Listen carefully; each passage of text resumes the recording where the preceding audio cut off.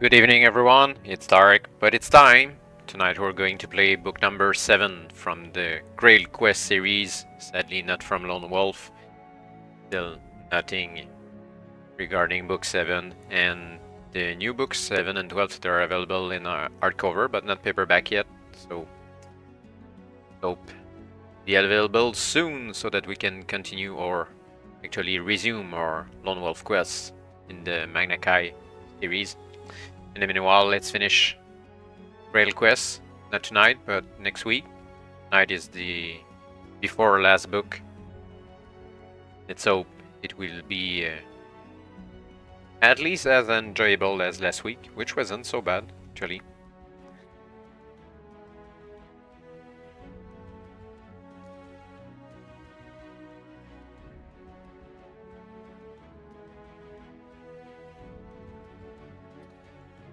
Alright.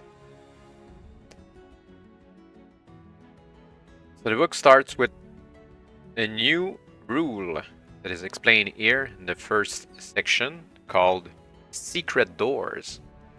It's an important new rule. This is a particularly tricky Grail quest. In the tomb, you're going to have to map carefully if you want to survive, something that we won't do, either mapping carefully and surviving. I guess we'll die a couple of times, at least. But even careful mapping will not be enough. The tomb is riddled with secret passages and secret doors. In some sections, early on in your adventure, you will be reminded to search for secret doors and given a section number where the search may be carried out. But these reminder sections are not the only ones where you might find secret doors, which brings us to the new rule. To search for a secret door in any section, throw one die. Oh, they're random secret doors. Score 4, 5, or 6, and you are entitled to check the secret door table. Oh, okay, there's a table at the end. Okay, good.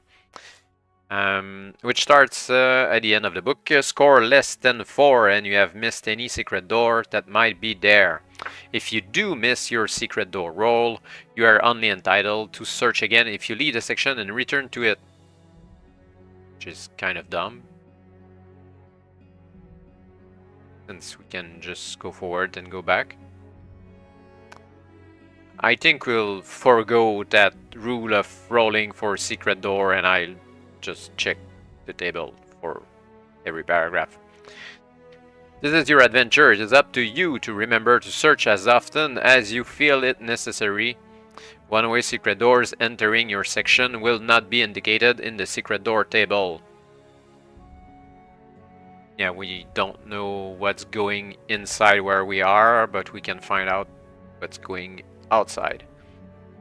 Since I don't want to be shackled the perilous hazards and randomness, we'll check all the time.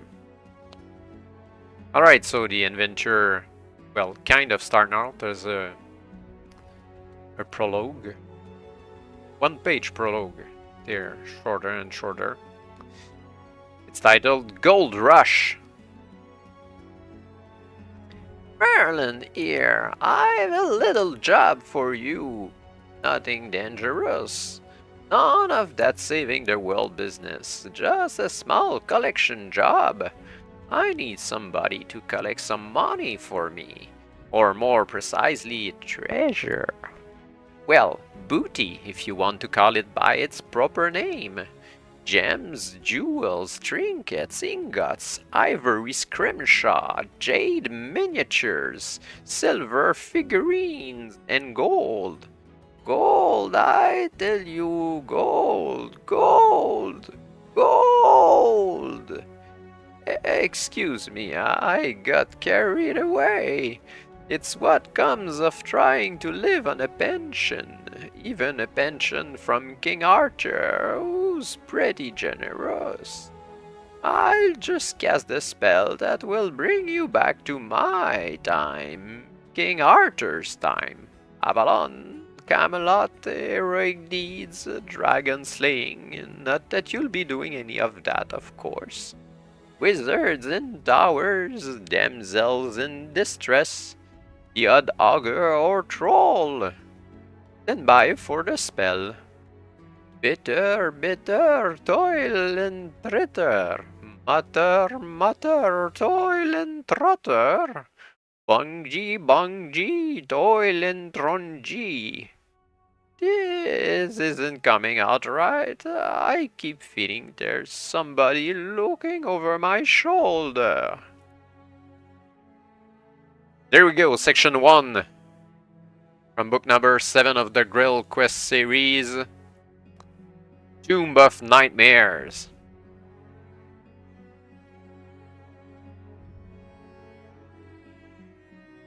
Double, double, toil and trouble, you tell him impatiently as a silent, and more or less painless, explosion inside your head transports you through the centuries to...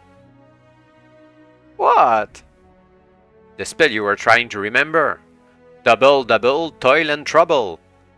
It's from Shakespeare, who hasn't been born yet, in a play he hasn't written yet, about a Scottish king who doesn't exist yet. What must be the oddest living room you've ever seen? Walls, floor, and ceiling are all gently curved to form the interior of a sort of elongated sphere and colored the most delightful shade of blue. Merlin has always lived in some odd places, but what can this one be? A rock egg, says Merlin, who has obviously been brushing up on his mind reading. Some drunken Arab sailor presented it to King Arthur. Since he hadn't any use for it, he gave it to me. As I was a little short of living space, I moved in. Short of living? To your certain knowledge, the old fool owns a log castle in the forest, a bubble house at the bottom of Glastonbury Well, a hollow tree house, a magic cube house, a philosopher's barrel house, and a crystal cave. Each one fully furnished and equipped with spellbooks and alchemist's furnace. He needs another house, like he needs rabbis. If the old fool is still reading your mind, he ignores it. About this money you're going to collect for me, he says. Well, yes, of course. Oh, that's us. Well, yes, of course, sir, you say politely. I mean, I'm always interested in an adventure, even a dull, boring old adventure like debt collecting. Good, replies Merlin briskly. If you know how to conduct yourself in a GrailQuest, life points, fighting, magic rules, and so on, you can turn directly to the author section. If you don't, or need a little brush up on the rules, I'll fill you in the next section. You're the man. What section will you go to? Well, the next one, because we skip all the shit if we don't do the reminder that is kind of obligatory. So let's do the reminder. Right, says Merlin briskly. Don't want to waste too much time on rules and regulations, do we? Not when there's action ahead. He blinks and adds in a hurried afterthought. But no danger, of course. He coughs.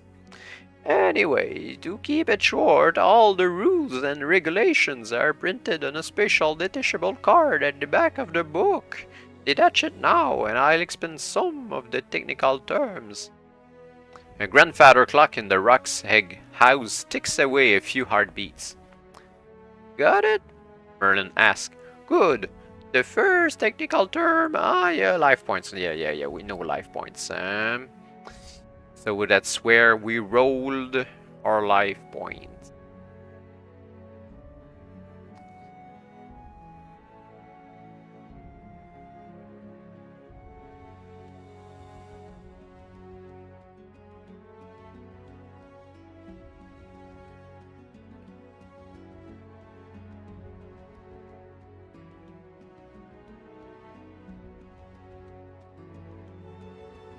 Was it 4?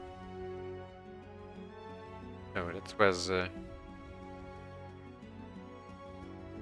yeah, it was a 2d6. Okay, good. Starting to misremember the rules. Oh, well, we won't get better than 12. So that's 48. +2, almost 3.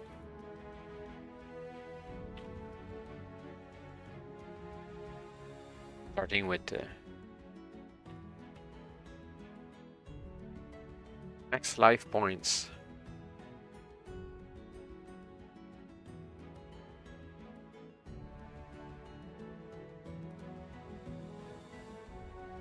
Okay, life points.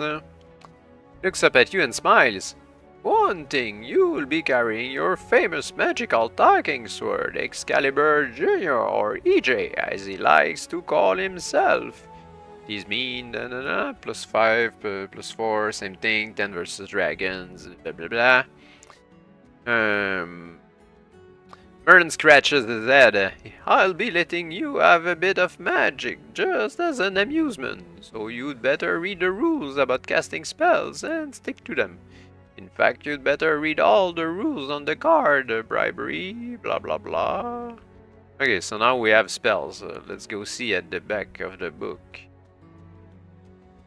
Oh, we have all the shebang. Oh. Okay. Do I have this noted down somewhere from like 4 or 3 books ago? Yeah, I think I do.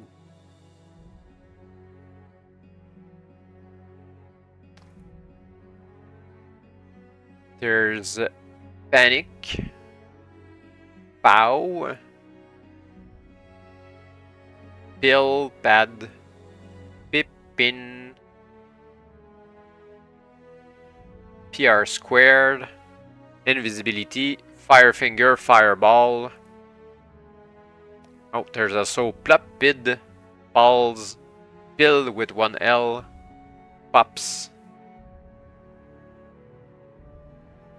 And that's it. No light. We have all the spells from book number 3, I think. That's been a while ago. Don't seem to have the dragon skin jerkin though. Placed really well.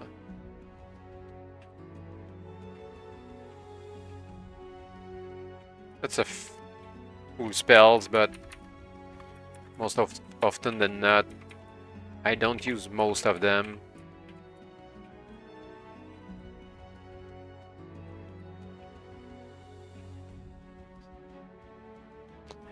How many? Firefinger.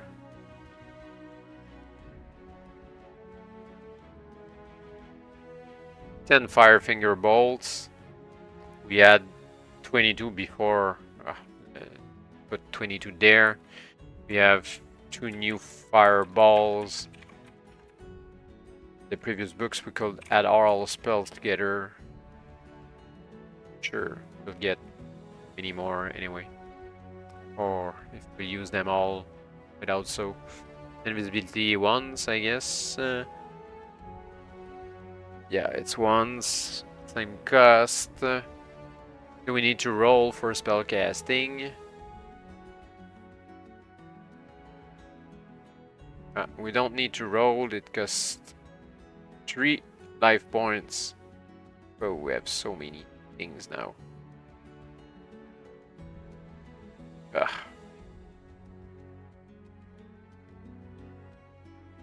I check if I have the dragon skin jacket.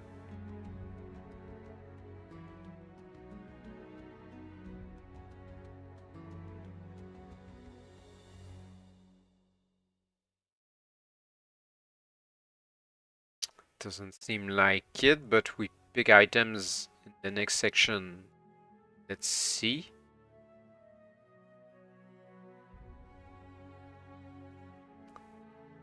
Alright, next section. Merlin smiles ingratiatingly, a sight designed to chill the stoutest heart, and scratches the end of his nose. "Gradiadal," he says. You blink.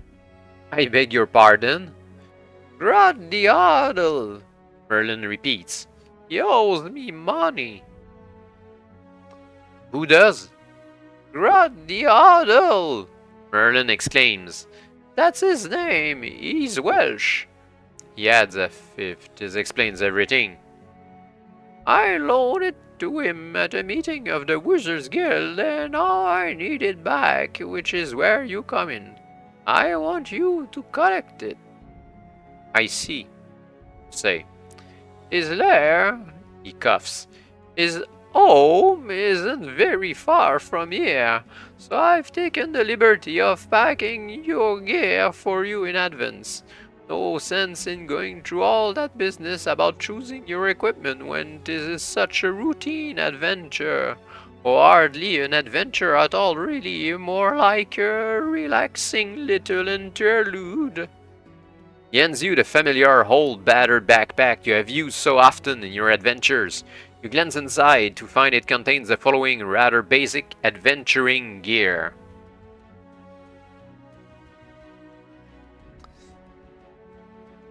Yeah, pretty standard. An axe, blanket, bandages, cooking utensils,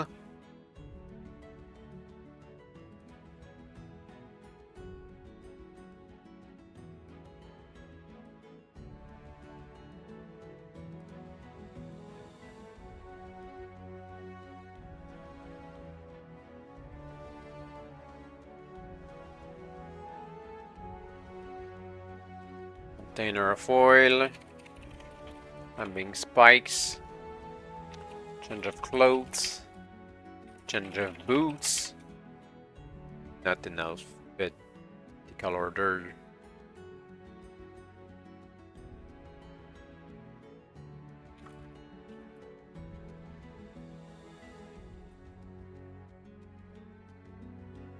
Food rations, knife, lantern, rope, length isn't written, sacks, stout canvas, 6 in all, okay, saw, tent, tinder box, and a water bag. Everything else is in the garbage. That's a lot of stuff.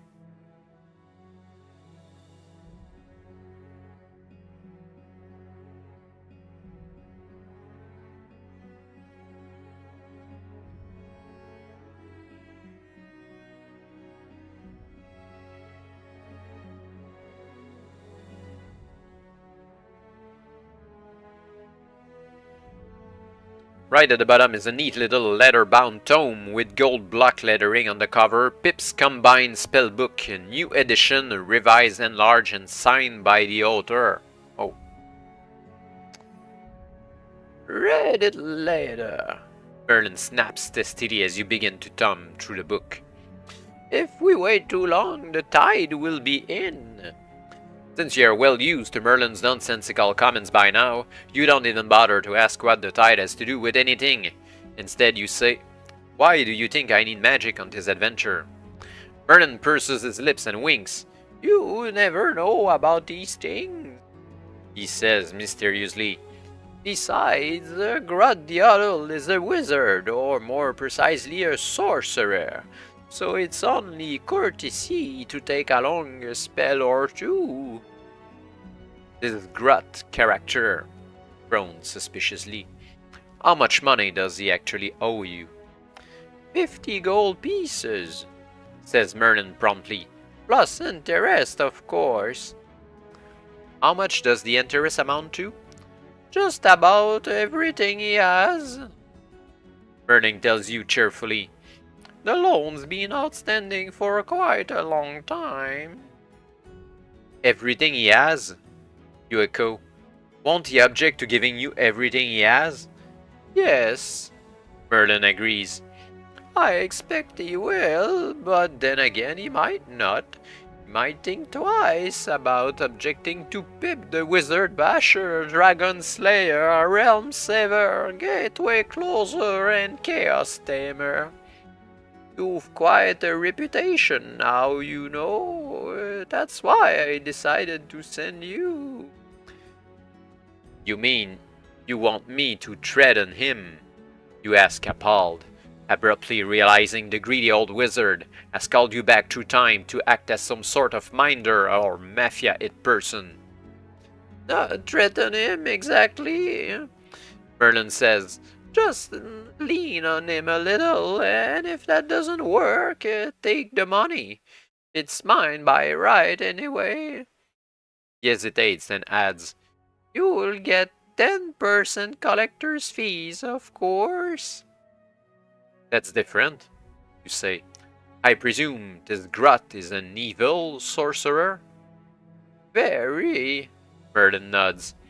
Which leaves you only to collect Excalibur Jr., your amazing talking sword, and read your combined spellbook before slipping on to the next section to get this suspicious adventure underway.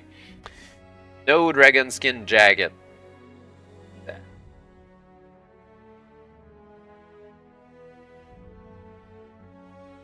Well, you shouldn't be fighting, so I don't need armor, right?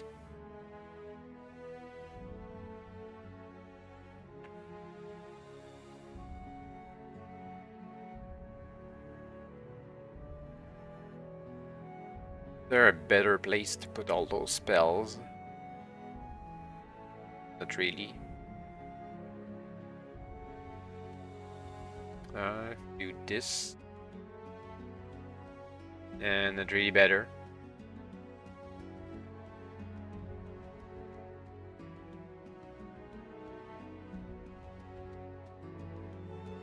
Well, whatever. Next section. All ready? Asks Merlin cheerfully. Excellent. Now let us be off. Us? You ask in some surprise. Yes, of course, us, Merlin snaps. You don't think I'd let you go off on your own, do you? You might get lost, or worse still, get yourself into trouble. Can't have that, can we? What we want here is a nice, safe adventure. No troubles, no difficulties, no undue excitement. What is it, TJ? I think he's gone dull al tap, TJ whispers. No, he hasn't, you whisper back. He's just being cunning. All this business about a safe adventure is meant to lull our naturally suspicious natures. You mean it isn't going to be a safe adventure? EJ asks. I shouldn't think so. After a moment, EJ remarks, I wish I'd stayed in bed. But Merlin has opened a fragile door in the wall of the rock's egg and is ushering you outside. The egg itself is set at the extreme end of a rocky promontory jutting into what appears to be a rather angry sea. Landward, the promontory narrows dramatically, so that at high tide you could well imagine it will be submerged completely. As it is, breakers crash across it in various places, promising you a thorough soaking if you aren't very careful. Follow me, exclaims Merlin and set off along the rocky causeway at a furious pace, one hand, in his wizard staff, held aloft in the manner of a traffic policeman. And while Merlin's magic frequently goes wrong, this bit of it goes absolutely right, for as you shoulder your pack and follow him, you notice that the crashing waves are now recoiling as if at an invisible barrier. You reach the mainland, a wilderness of rock and sand, broken by only the occasional twisted shrub. Where are we exactly? You ask curiously. Cornwall, Merlin says. I use the egg as a holiday resort. It's quite close to Tintagel, actually, the king's Cornish castle you appreciate.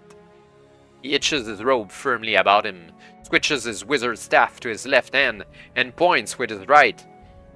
Now, Pip, that's where you're going. You follow the bony finger to discover it is indicating a second promontory jutting into the sea, no more than a quarter of a mile away.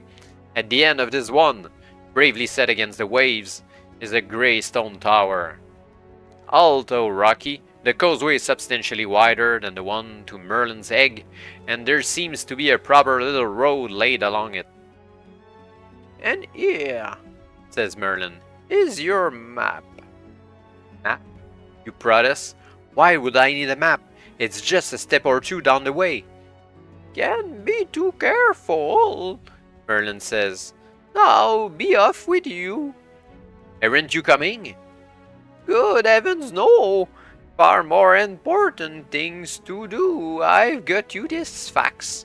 You can surely look after yourself from here.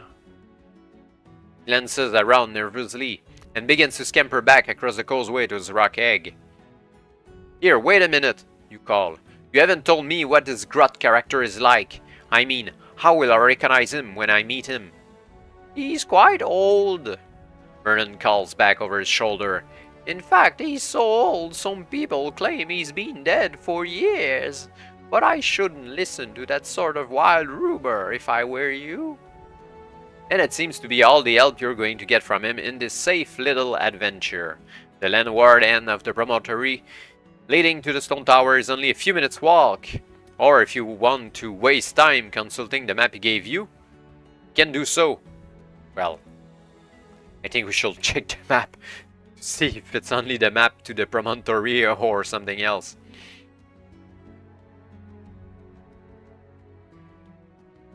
Hello, none of this is as it should be. According to this map, the keep to the west at the end of the promontory is a false keep, whatever that may mean. While going north for east leads to death and destruction, respectively, in nasty-sounding places like Strangulation Forest and Doomglug Swamp. But the oddest thing of all is that, according to this document, Grot is dead. Or if he isn't, he soon will be since they've buried him. His tomb is clearly marked on the map. None of this makes any sense after what Merlin told you, but you're going to have to make a few decisions anyway. Which means going to the other section.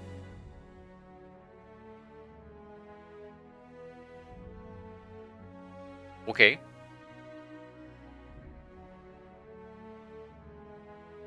That didn't take long.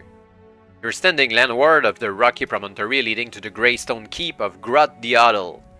That neat little road you notice in the distance looks even neater close up. Very nicely surfaced for a wilderness place like this. It runs westwards, almost dead straight until it reaches the keep itself. So we can go west, east, east is inland, or north. Up the coast, or south, down the coast. Well, let's go where we should go, I guess. This isn't working out too well. You've been traveling westwards along the neat little road for nearly an hour now, and the keep hasn't gotten any nearer. The good news is it hasn't got any farther either. You should have reached that place in 5 minutes at the most. What's happening here? Who knows, but whatever's happening, you'd better decide whether to continue westwards or turn back. And we need to check for those damn secret doors as well. It will be such a pain. I think I just know with all the secret doors and wait it.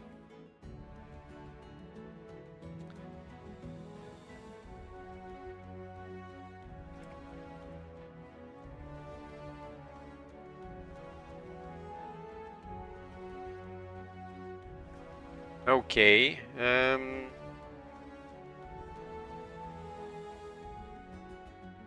54 goes to northwest 59. 73 plus 122 0. Whatever it means. Northwest 96, southwest 127, east west 3. 93, 94, 7,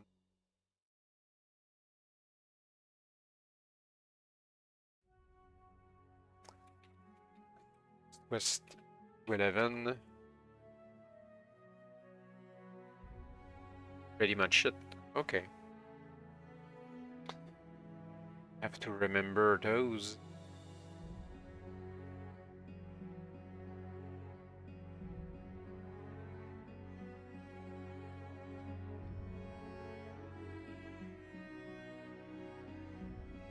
And no secret door so far, I guess. Well, we're outdoors, so. Lot of 80, 96, 195. Okay. I think I should note them. Yeah, where more visible.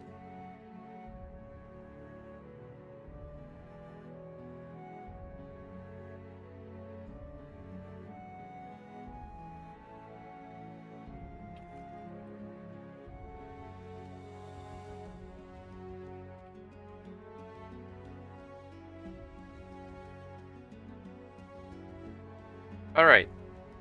Be better like this.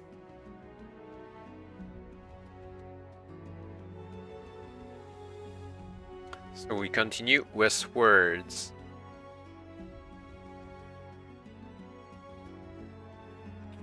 It's gone. 3 steps along the westward road and the keep just disappeared. You're looking along a promontory which has nothing whatsoever built upon it. Even that nifty little road you were admiring has vanished. Maybe it's an illusion to safeguard the place. Merlin did mention that Grot was a member of the Wizards Union, or some such organization, so maybe he's cast an invisibility spell around his dwelling. If you want to continue west, you can do so, or we can go back. And continue, and simply fall off the cliff. Maybe. Well, this is quite definitely where the keep seemed to be. You're right at the end of the promontory, surrounded on 3 sides by that lively sea, but not a sign of a building anywhere, not a hint of the neat little road. You fumble about a bit just in case invisibility has come into play here, but something the size of the keep would be hard to miss even if it was invisible. There is only one sane conclusion. The whole thing's mad. But mad or not, you need to go back.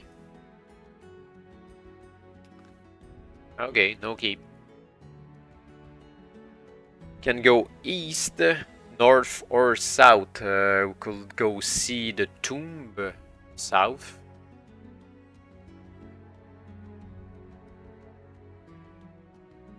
The road twists and turns alarmingly, sometimes even doubling back on itself until you are hardly sure which direction your steps are taking you.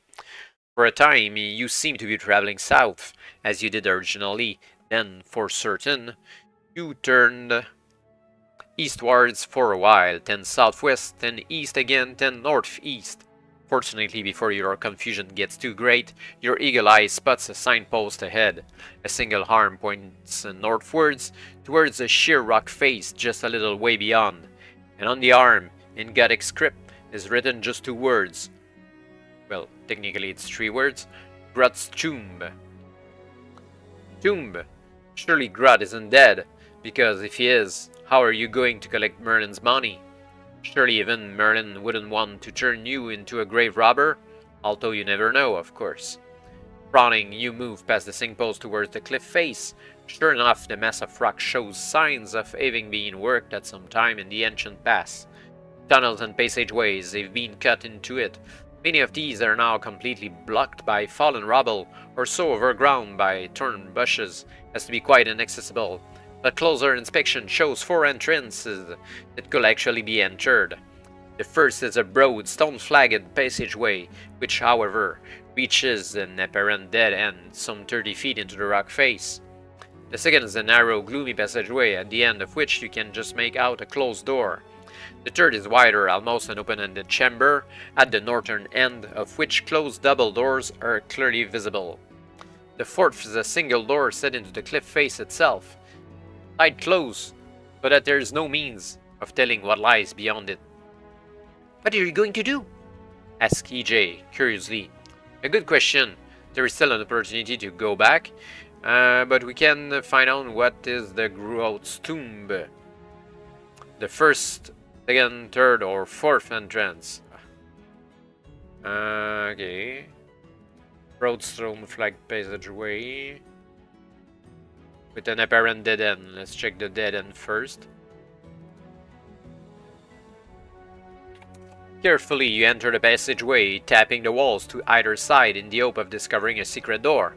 At one point, towards the end of the eastern wall, there is indeed a hollow sound, but try as you might, you can find no actual opening. You continue to the dead end, facing what seems to be solid rock, except that now you are close. You can see set into the rock a small lever, which you may of course feel somewhat tempted to pull. Or not. Yeah, well, we're in front of the lever, so. With a dreadful rumbling noise, a huge stone slab slides from one of the side walls, completely sealing off the southern entrance to the corridor. You stand in utter darkness, wondering what to do next. With limited options, one might add, you might try running at the stone slab with your head. Why? Or waiting patiently to starve.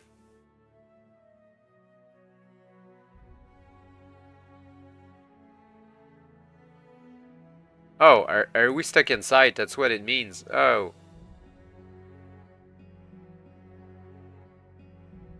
Or pushing back the lever.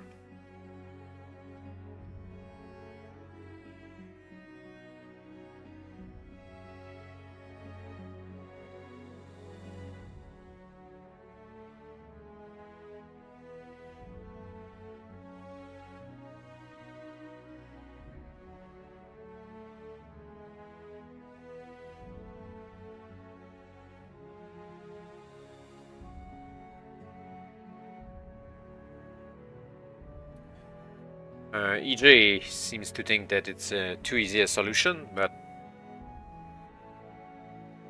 I think we should try the lever. Swiftly, you push the lever back to its original position. I don't think it is going to do anything, EJ's voice remarks in the darkness. You might be right, but then again, you might get lucky. Throw 2 dice and know the result. 9. Now throw again. 8. First control score is higher. Nope, it's lower. Nothing happens. Told you so, says EJ. Which is the last words you hear, since you are now sealed in the Stygian darkness without hope of escape until such time as death itself enters its fateful chamber and claims you. Don't we have a spell against that?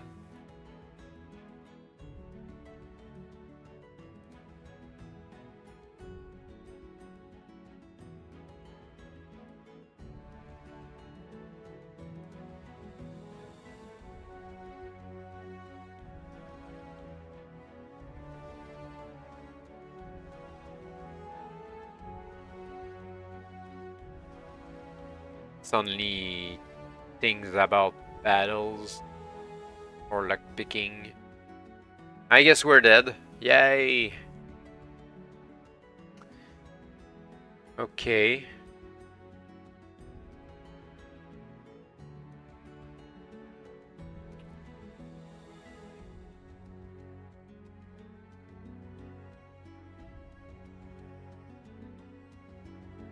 There's a detometer now. Okay.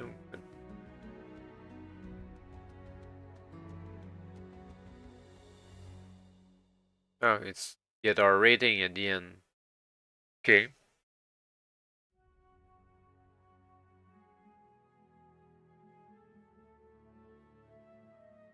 Don't really care that much.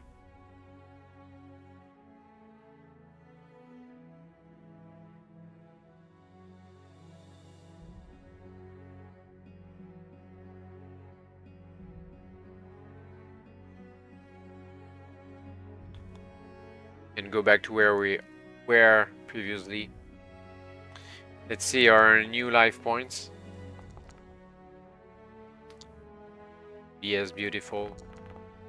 Almost. That's 42.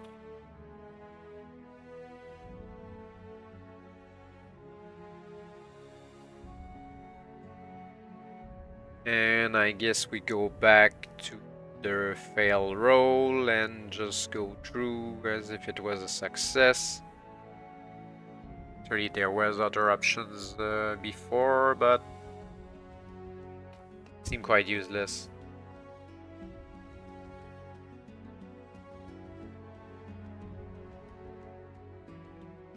Try the other score. How about that? The slab is sliding back. It is must rate as the world's worst trap. All the same, since it never pays to take too many chances, you zip swiftly out of that passage into the bright sunlight and fresh air, breathing a little heavily on account of the relief you feel, and here once again you are faced with 4 possible entrances to Grot's tomb. Why I would want to go back into the dead-end passageway? I don't see why he gives the option. Okay, let's try the second one then.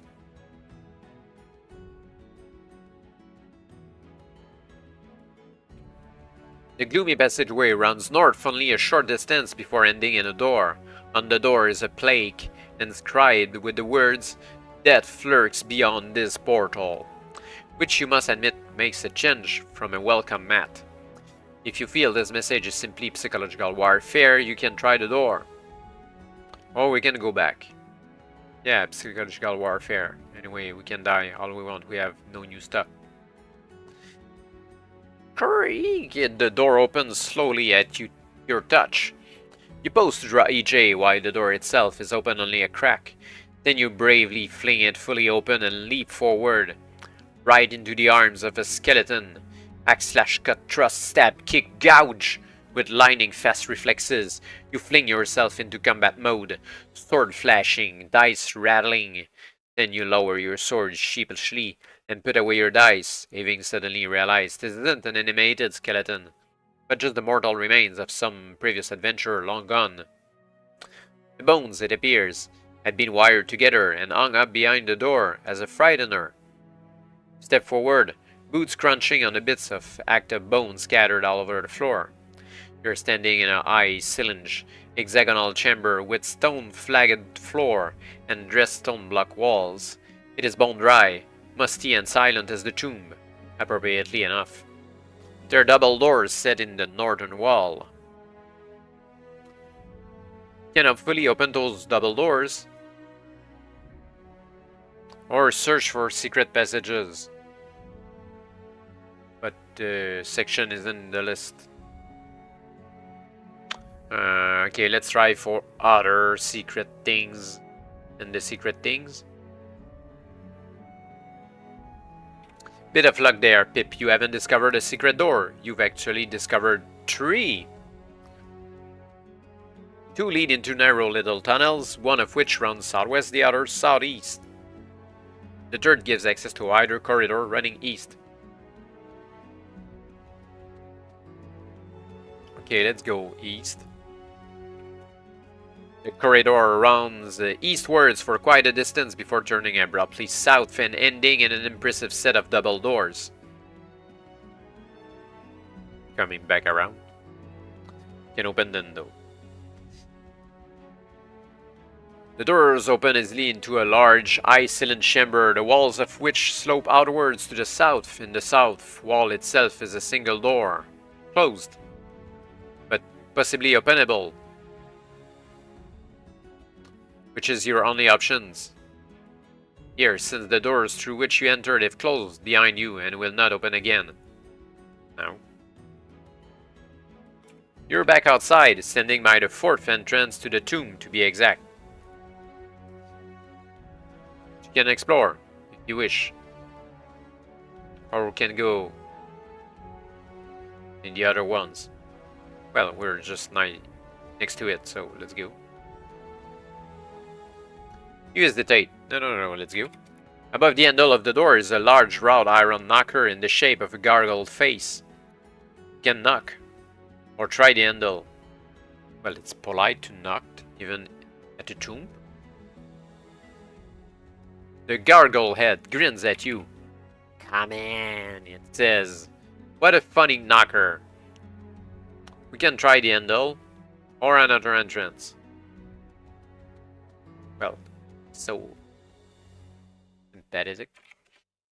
You try the handle and discover the door opens easily, leaving you in a large empty chamber, the east and west walls of which slope inwards as they move north. In the middle of the north wall facing you, you can see a pair of brass-bound double doors tied shut. You walk towards them, then hesitate.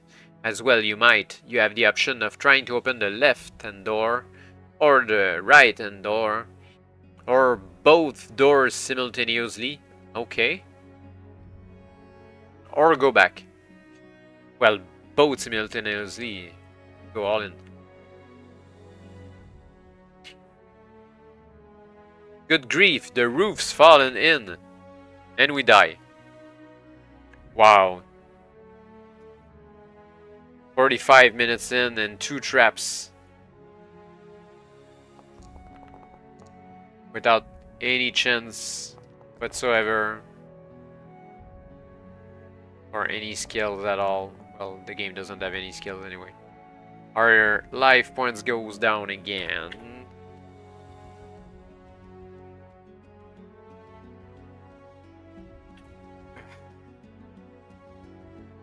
Alright, so there's only the third option left.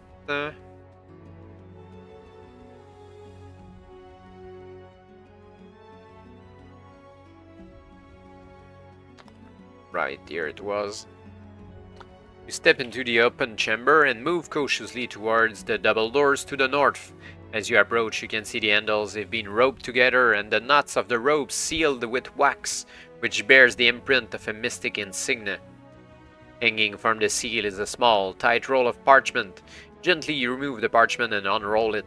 Written in a spidery hand, not unlike that of Merlin, is the message. These doors have been sealed for your safety.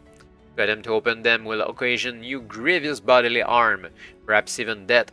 Please proceed back to the entrance in an orderly manner. Signed, Grud the Odal. Interesting, does this mean Grud isn't dead after all? If he is as eccentric a wizard as Merlin, he may just like living in odd places. But be as it may, what are you going to do about a message? You can leave or using EJ to cut the rope and open the doors. Yeah. All in, no warning. Will stab us. He died twice already. Thunk! As you fling back the doors with a flourish, you have just time enough to catch a glimpse of the solid wall beyond, before the built-in spring-loaded mechanism launches a spear, which impales you directly through the belly button, assuming you have one, and protrudes alarmingly out the back for the loss of 20 life points. Yay. Hanging from the end of the spear is a scrap of parchment on which is written the words, "I did warn you," signed Grud the Odal. If this unexpected development kills you, if not, twisting the spear while screaming loudly will remove the weapon from your body, after which you may leave this disastrous chamber. And go back in the tomb or return to the beginning. Okay, we can go north or east. Go north at the strangulation forest, I guess. My page. Here, okay.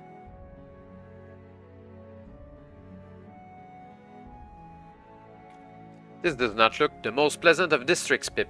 The road north runs into a gloomy forest. You can enter the forest or go back.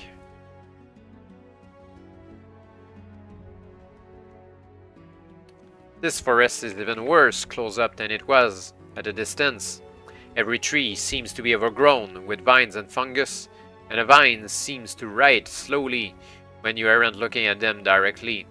A trick of the light, no doubt, or possibly a freak effect of wind. "You aren't going on, are you?"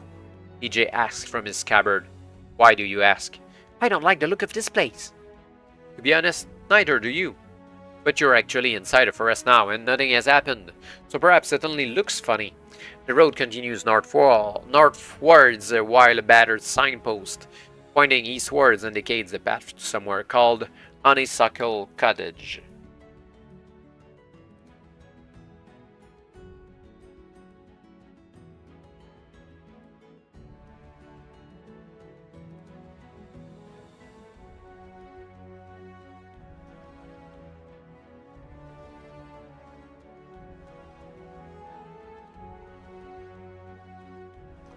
We can go north or to the cottage. Cottage seems more fun. This may have been quite a picturesque little place at one time, but it's a bit of a mess now. The cottage, what remains of it, is situated in an overgrown clearing in the forest. You're going to have to fight your way through a sea of nettles to get to the remains of the cottage. But is it worth your while? Part of the thatched roof has caved in. The wooden door is rotted and hanging off its hinges, and all the windows are broken. Still, it's your decision if you want to hack your way to the ruin. Throw 2 dice to determine how often you're stung by nettles. Multiply this by 2 and deduct the total from your current life points. Which can kill us. And we don't have anything, so I don't really care.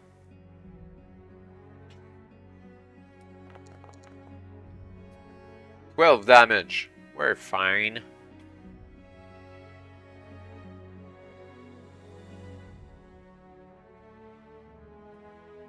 Can then search the cottage. Amazing, isn't it? How badly ruined buildings smell. This one pungs to high heaven. A mixture of mildew, crumbling mortar, and old socks. Never being one to keep your hands clean, however, you poke under the remains of a table in what might once have been a living room, and there find something that looks like a moldy old key. Looks like, but isn't, as you discover when you clean it up a bit. It's a key alright, but gold in color and perhaps gold in composition, very oddly designed. Just the sort of thing that's certain to come in handy in an adventure, maybe. Then need to go back with our golden key.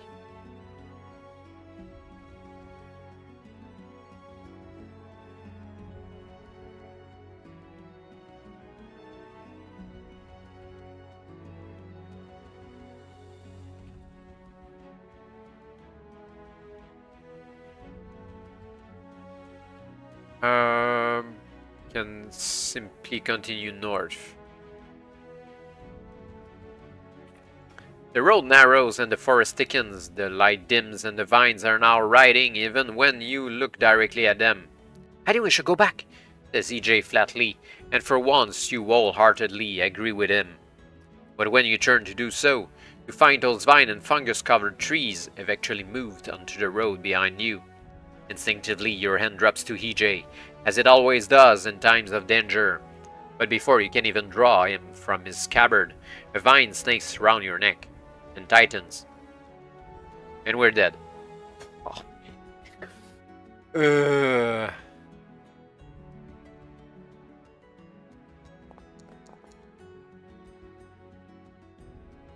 I feel like playing Dragon's Lair. Our life points went down again.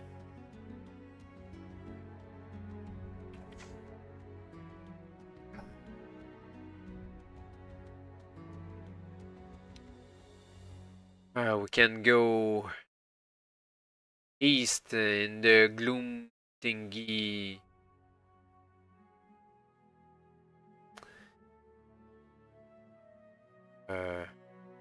Yeah, inland towards the east. Swamp. Build the squelchy underfoot. Just wonder if I skipped the secret door by accident.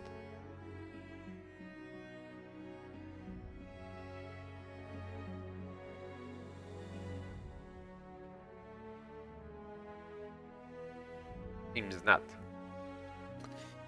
It's squelchy underfoot, but at least it's not a rocky wilderness anymore. The vegetation has been quite lush for some time now. Positively tropical, in fact.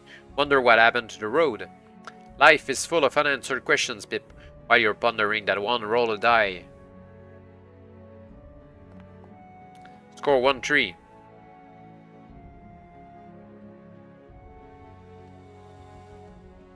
You're sinking. Furiously you struggle, bravely you scream for help, quickly you sink, and you're dead.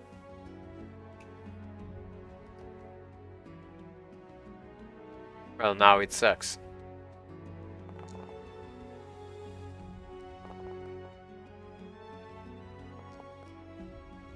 Oh, we're back with 50 life points.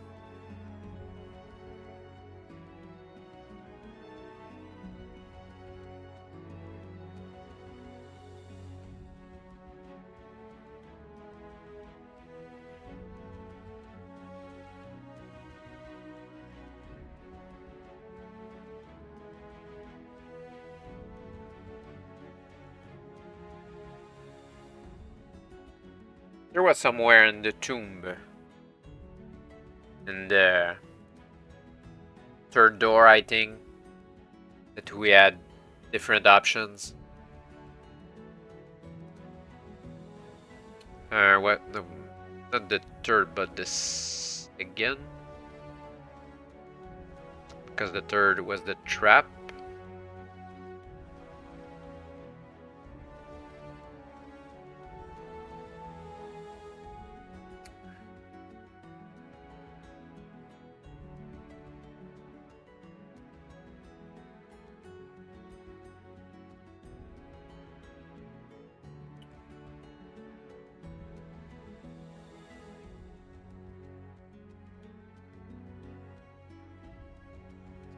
Check this again. It was going around, but there was a thing.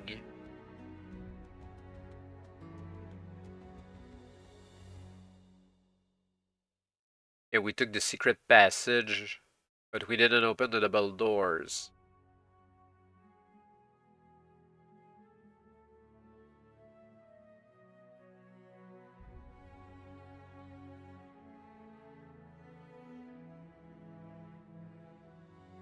Kersplat, as you touch the handles of the double doors, a viciously barbed spear, propelled by a hidden spring, flashes out to impale you through the solar plexus.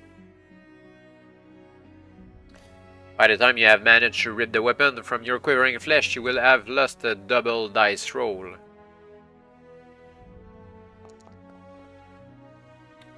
Not so bad.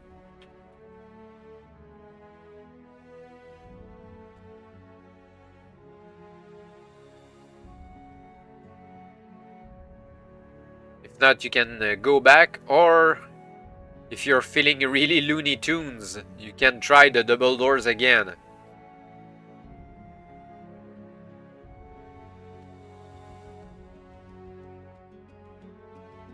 Kersplat, oh no, as you touch the handles of the double doors, another viciously barbed spear, propelled by a hidden spring, flashes out to impale you through the solar plexus.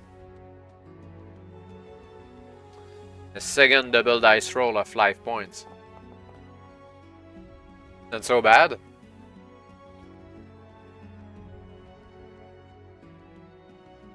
We can try another time.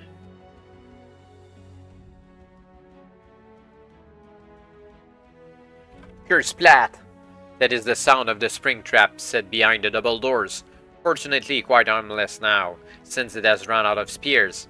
You step through and the doors close silently behind you, of their own accord.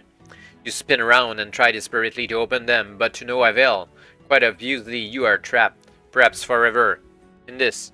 You turn around to find out exactly where you are trapped forever and discover you have entered a long, dimly lit gallery running due north-south. Along the right-hand wall are hung even full-length, life-size portraits of what appears to be giant dwarves. Along the left-hand wall are hung old paintings of graveyards. To the northern end of the gallery is a dark archway beyond which you cannot see. And here's an interesting development. Lying in the southeast corner is an old sack of the sort adventurers frequently use when they can't afford a backpack. Inside is a half bottle of healing potion. So 3 doses. Okay.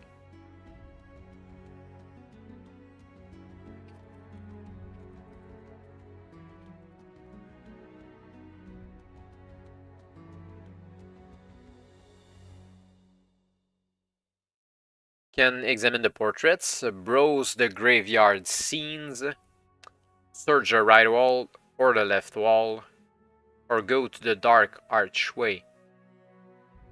Maybe there's grot in one of the portraits. On closer inspection, the portraits turn out not to be giant dwarves at all, but a small selection of Grot the Huddle's ancestors. Each portrait is identified in a small brass plate set into the bottom of its frame.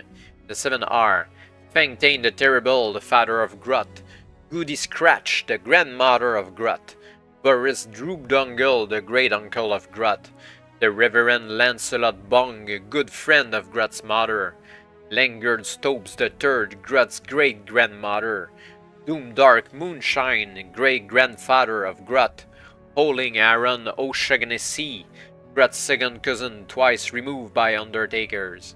And a right ugly-looking bunch they are too.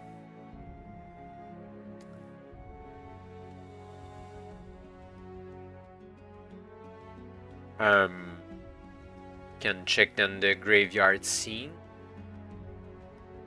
These scenes, quite tastefully executed considering the subject matter, indicate an unhealthy obsession with tombs, open graves, rotting corpses, and the like. Several are identified by rhyming couplets, of which a typical example reads, "The grave of Scrat who ate his horse, he's dead of course."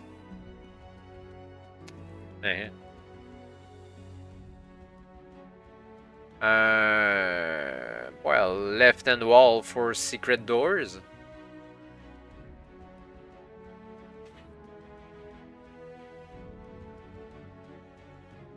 How interesting, a section of the wall has slid back, much like something in a very old and very bad horror movie, revealing a westward running corridor. I think I remember this paragraph. You know, we can go westward.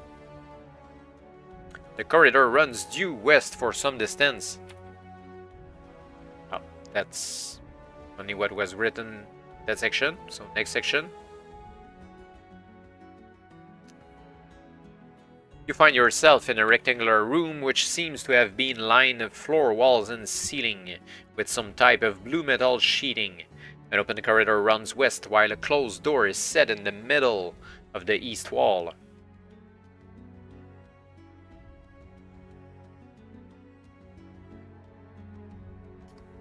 We have an option for secret doors. I wonder why there's a rule for that, if anyway we can search here and there. Yep, you found one, slap bang in the middle of the southern wall of the chamber. It opens into a roomy corridor, running due south for 50 feet or so, before ending in a closed door, which we can open. Yes, sure.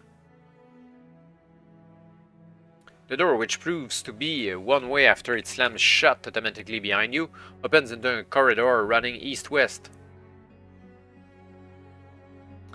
The west ends in a door, and the east turns sharply south to end in a door.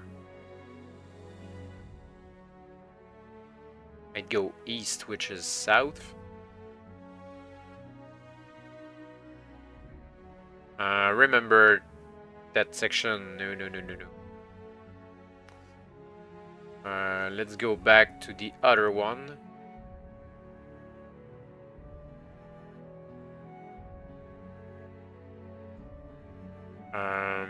I remember that place as well.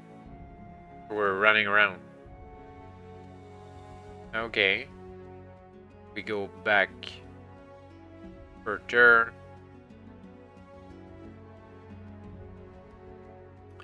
We ignore the door.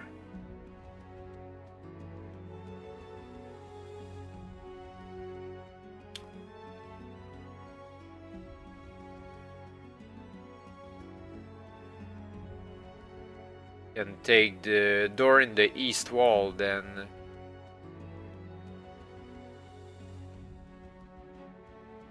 You are in an east-west or west-east if you prefer, corridor which ends in stone steps downwards to the east and a door to the west.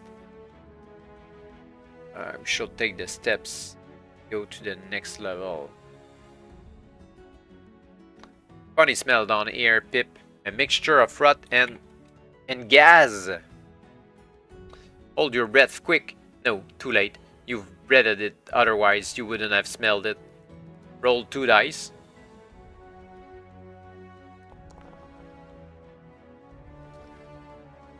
Score below 7 and the gas gets you, in which case cuff your way to death. 7 or better and you may stagger either up or eastward along the corridor. Yeah, up is going back, so let's go eastward. Afraid your trouble aren't over yet. Pip, inhaling that gas cost you 15 life points, long damage. Can then go up or try the door. No, I won't be going back.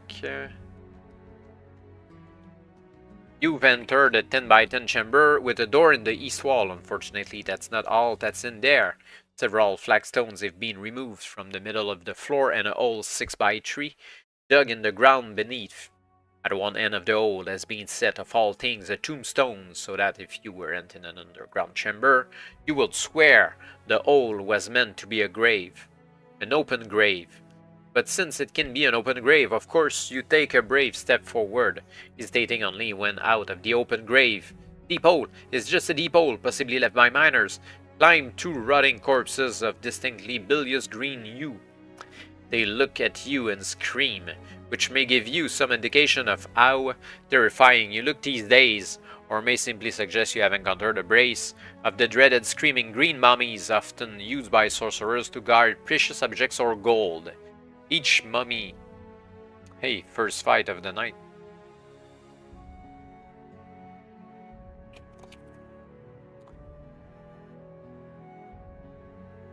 Each mummy has 25 life points and it's on 5 or better. A score of 12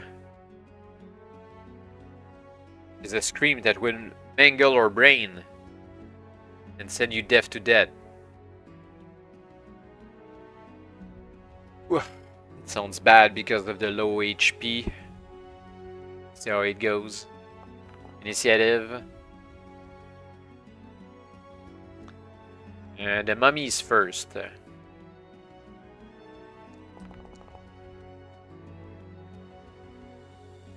Both. It's... they don't do plus damage. That's a good thing. That's 9 damage.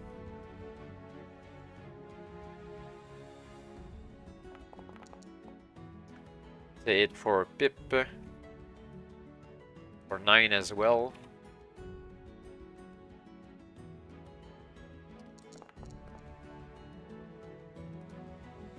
Both hits. For 11. We won't survive this.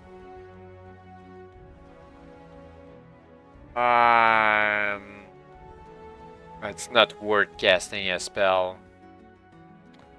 Should have used all the healing potions beforehand though. So let's roll all of them. That's 17.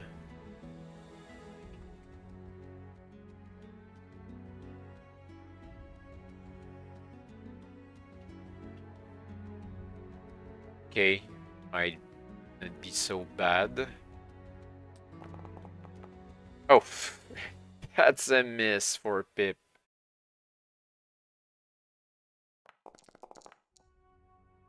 Oh, one mummy misses. The other is a hit for 3 damage.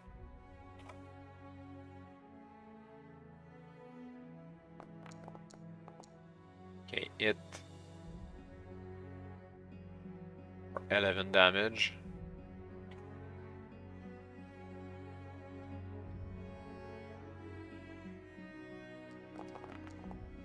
One miss. This is a 1 hit. Oh no, no, no. Both hits. Yeah. For 5 damage. Come on, Pip. That's overkill.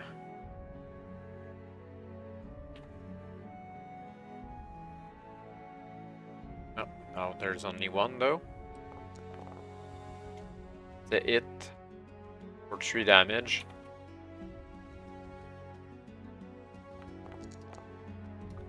Misses again, Pip. The mummy hits though. 2 damage. Pip hits for 9.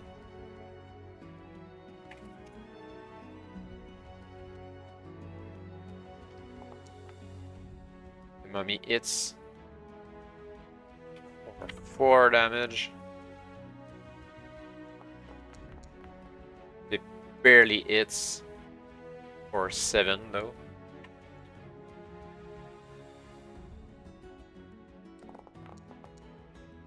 Mummy hits 2 damage. It misses again. Damn, what's going on? Oh, we're dead.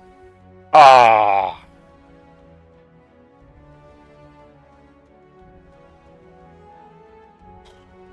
It's going so bad.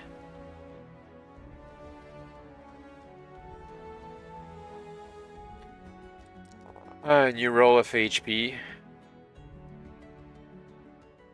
Oh, 11, that's kind of good. 46.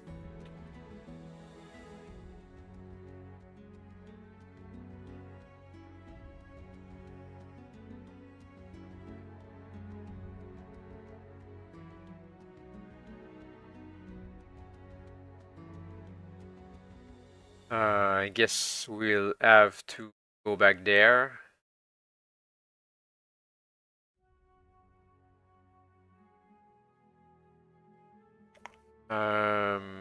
And go over the mummies, but we take 15 damage due to the gas before. Illustro. Do I redo the fight? Let's skip the fight. Or go somewhere else, maybe. If I go back, what it sounds like. Before the gas.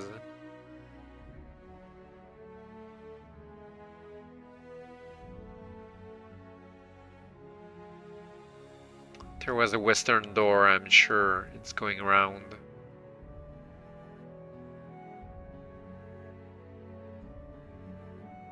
Yeah, I remember the blue sheeting there. But we didn't go west, I think.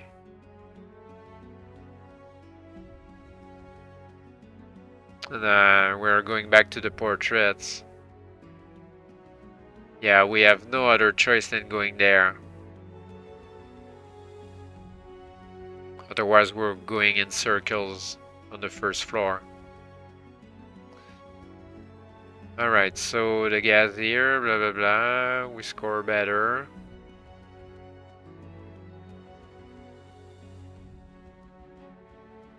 Then we go there, 15 life points damage, then we can go through the door. The grave and the fight. Okay, well, let's redo the fight once to see how it goes. It can be as bad as the previous fight. And we're 30. Nothing to heal ourselves though.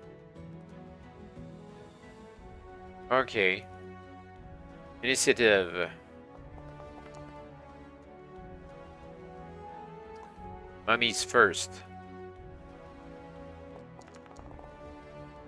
One misses, I think. Yep. Oh, 3 damage.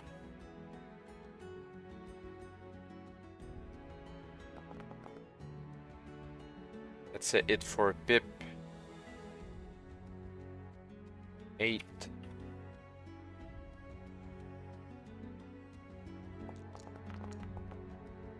Oh, is there a double 6? Oh, come on. Okay, let's skip that fight.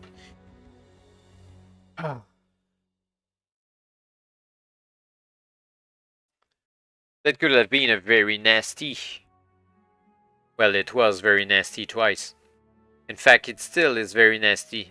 Okay. Since you've slaughtered them, the screaming green mummies smell even worse than they did before. The good news is, however, that one of them was carrying a jar of healing salve, which will give you up to 5 applications, each restoring 5 life points, which is 25 HP.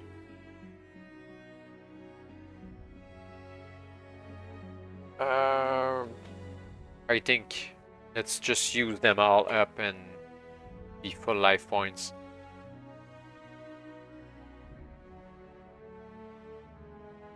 Then we can go back in the gas or press on bravely, sword in hand. You've entered a 10x10 chamber with a door in its south wall. Leaning nonchalantly against the wall on either side of it are 2 zombies, legs crossed at the ankles, picking their teeth. Going somewhere? One of them asks you, smiling. You answer that, Pip, except maybe to smash his face in, which you may have to do since both zombies are now attacking with all the ferocity associated with animated corpses. We're generally extremely ill-tempered. Come on, they have the same HP.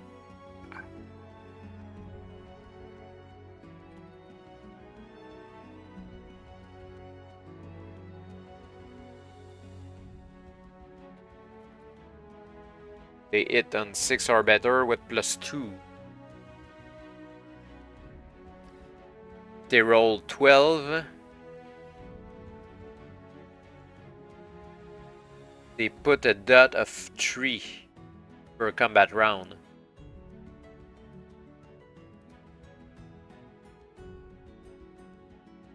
Or section, unless we take a swig of healing potion. Don't have any anymore, so please don't roll 12 zombies.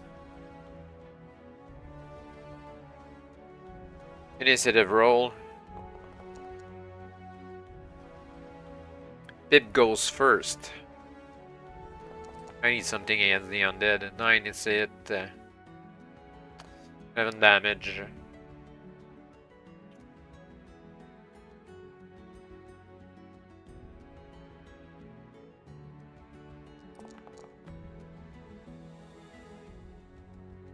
One misses, the other hits for 6 damage.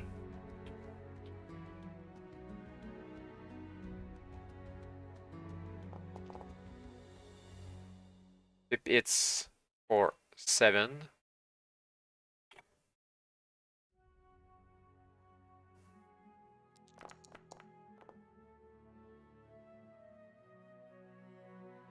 Both hits here, 3 damage, and 6 for 9 total.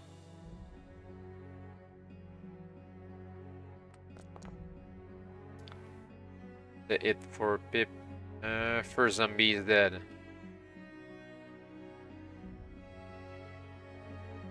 Or destroyed, rather. 7, that's a hit for 4 damage.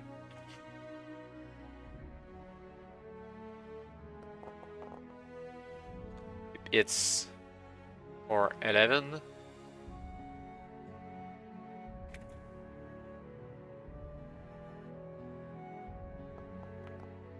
Zombie hits as well. 5 damage.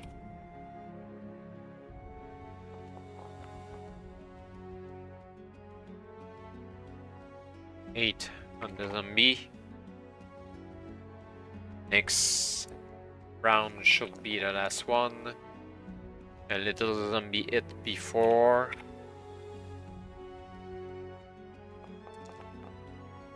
Oh, barely hit Pip. 6 damage. That's barely enough. All zombies destroyed. We haven't been poisoned.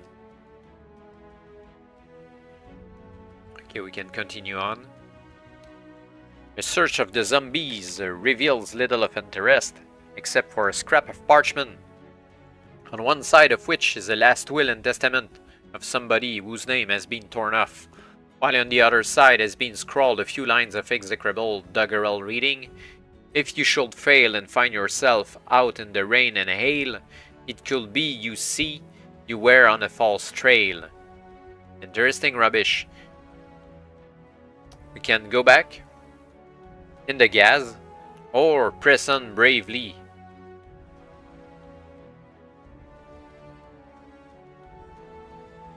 I forgot the friendly reactions as well, which has saved my life quite a lot in the last book. You have entered a 10x10 chamber with a door in the east wall. Immediately flanking it there are two coffins, out of which are rising two saturnine gentlemen with large cannon teeth. They are dressed in dark suits and cloaks. Don't suppose you brought the garlic, did you? Okay, let's go for the friendly reaction. That nonsense. I think we had to roll under. Yeah.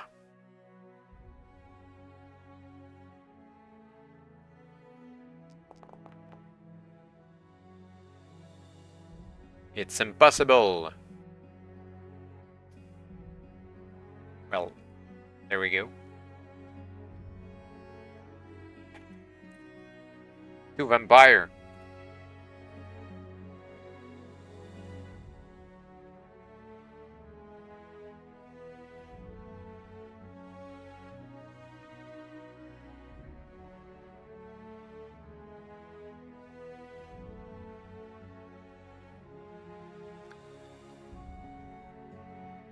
They have 22 life points. Try 5 or better, does +3, and we don't want to roll 12. What the... We will try to bite ourselves in the throat, and the contortion of doing so will cost 5 life points. That's so whack.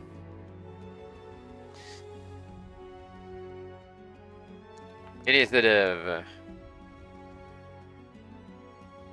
Vampires first. They hit on 5 or better. Oh, they're quite... Yeah. They're quite... Oh, one misses. 10 damage. Bam! Right from the get-go.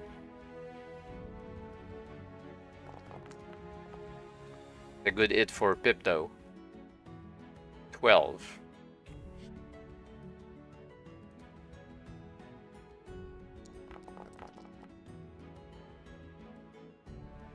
Nine and 6 both hits. That's 8, and the other one, well, we're dead. Yeah.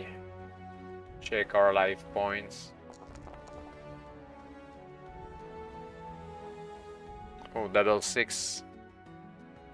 That's 50 life points.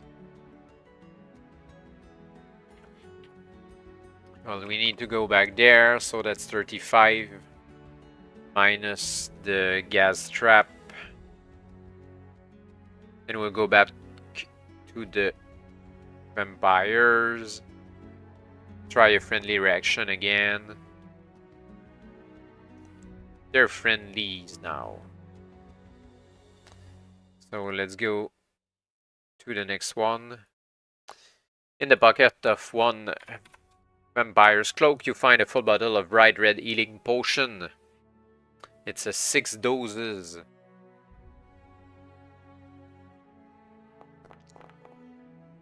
Take at least 2 of them. We're back full.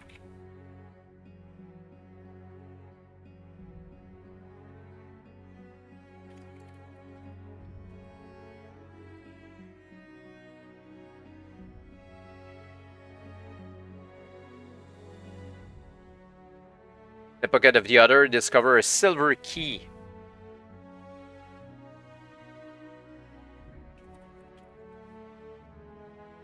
It strikes you this must be the key to the door in the east wall, but on investigation you discover this door must be unlocked. Can go back or push on.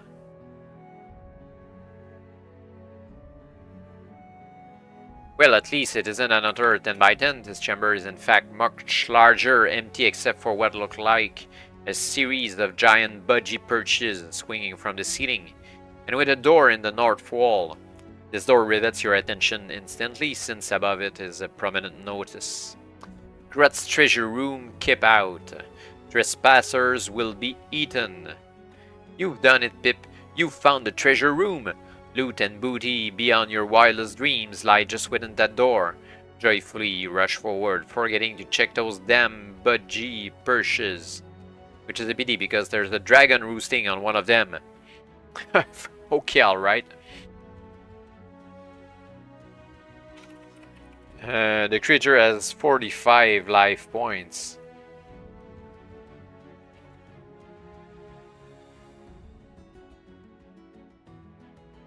Hey, we got one more XP. The vampires.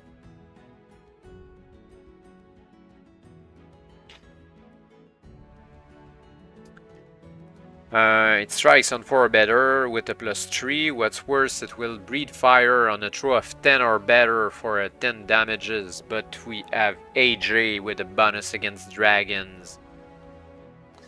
So I'm ready for the thing. Initiative roll. Dragons first. Ugh. No fire raging. That's it though. For 7 damage.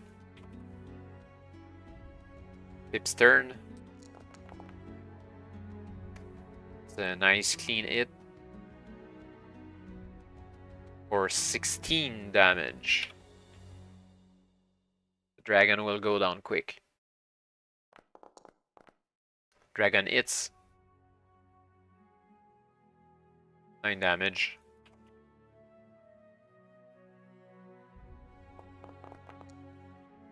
Barely hits for 10. 11, I mean.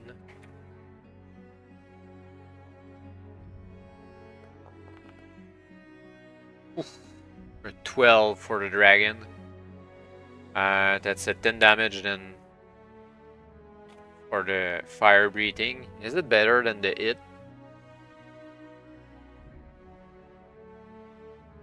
Actually, it's less. Oh, it's wait, it's a +10. Oh shit. Yeah, no, that's bad. So, that's 19 instead of 10 damage.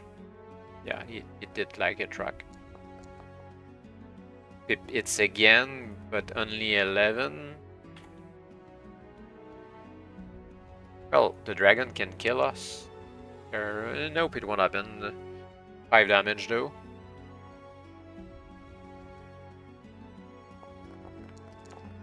And it's dead.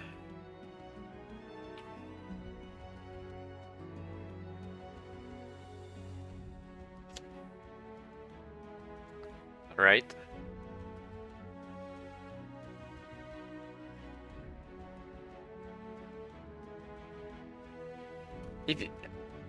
If you take time to skin the dragon, you can use the hide to make yourself a dragon skin jacket. Oh, and it's better than the one we had before.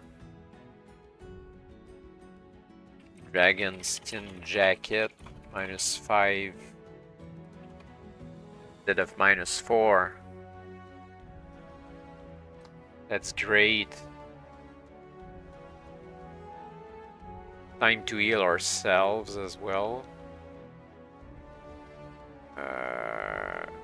All of them, that's too much. Let's take what we need. 6 and 8, that's 14. Plus 8, that's 22. Yeah, let's take them all then. Plus 9, 31. 42 healing. And no more healing potion. Would have been clever to keep one of those, just in case we hit kind of zombies on the road. Won't be any good to you just now, of course, since tailoring dragon skin is a slow, painstaking job, only to be tackled when the present adventure is finished. Which won't be too long now, by the look of it. Why?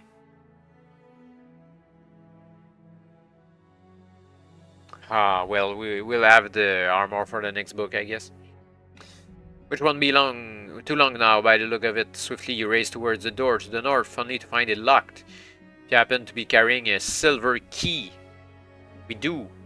Carefully you insert a silver key in the lock. Carefully you try to turn it. It won't turn, it's the wrong key. You scream in anguish and beat your head violently against the door. Then you pull yourself together and try turning the key the other way. The door opens, allowing you to peer in and view the incredible scene.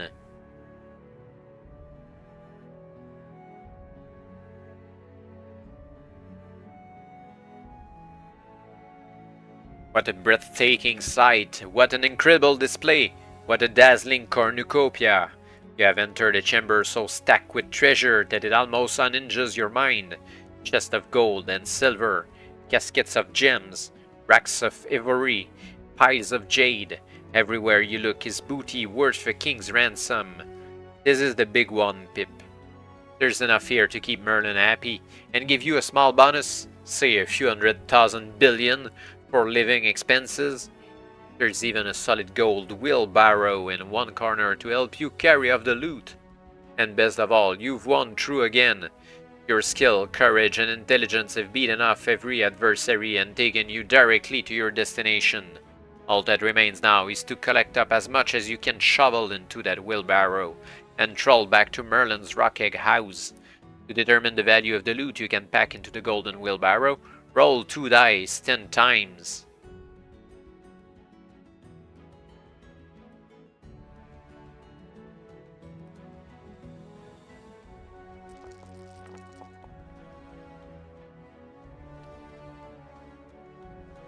Now multiply your answer by 1,000,000. Okay.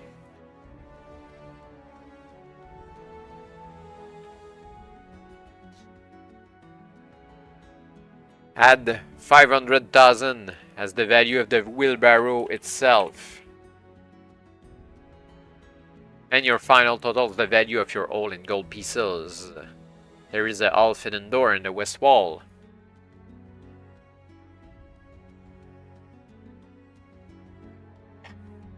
Way too big for... Which opens into a narrow tunnel leading directly outside again, from whence you can trundle your wheelbarrow directly to where Merlin is waiting to lavish his gratitude upon your deserving shoulders. What's the cash? What? Says Merlin. Back already? He glances greedily at the golden wheelbarrow and nonchalantly picks up a golden piece, which might otherwise have fallen off. It was nothing, you say, grinning. Just a dull, boring little routine money-collecting adventure. As you predicted, there was one dragon, though, before I found the gold, but I... You said suddenly, having caught sight of Merlin's expression, as he bites the gold piece to test it. What's the matter? You ask. This isn't gold, screams Merlin. It's chocolate wrapped in foil. He leaps forward, robes flying, and begins to scrabble in the wheelbarrow. More chocolate, jelly babies, painted silver. These gems are really sugar crystals. You've been sold a pop, Pip. This isn't real loot at all. The whole load couldn't be worth more than 1.5 gold pieces in Glastonbury Market. The enormity of the development hits him, and he begins to foam at the mouth, partly from distress and partly from an absent-minded instinct which caused him to stuff in several jelly babies. "Donkoff!" he shouts, lapsing momentarily into his native Welsh. "Gradiadal, pull the wool over your eyes!" Begins to wave his hands wildly, muttering terrible spells into his head. "Here, what are you doing?" you cry in sudden alarm. Sending you back, of course, shrieks Merlin furiously. I want my money! At which a silent thunderclap carries you back in time and space.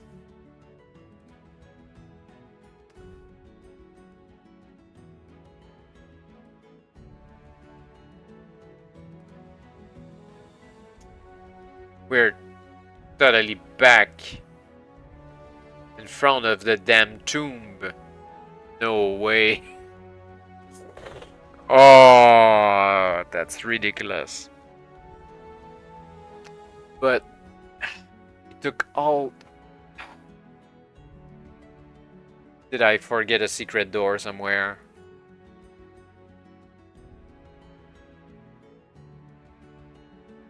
I don't remember that place. Not this one either. I don't think we missed one. We have the same options as before. Go back to all of the entrances of the tomb just to be sure. There was the thing with the lever, but by pulling it was a trap and it was bad. Could slam our head in the slab, which is dumb. Yeah, it's just dumb.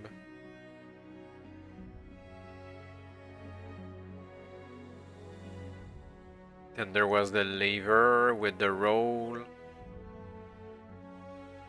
Needed to be lucky with the roll. And we go back to the beginning. So yeah, I'm sure the first entrance, there's nothing there. So the second entrance. Yeah, the thing with death. There we go forward. The skeleton. There was the option of going forward or the secret passages. There was 2 tunnels though with the secret passages.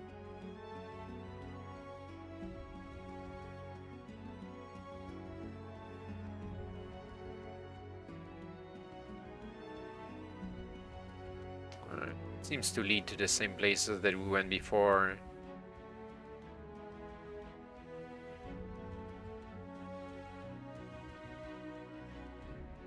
Yeah, I'm just running around. So the third one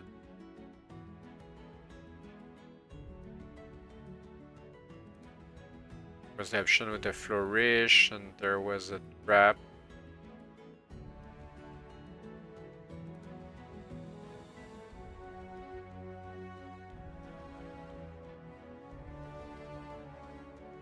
And we had no other choice than go to the other one.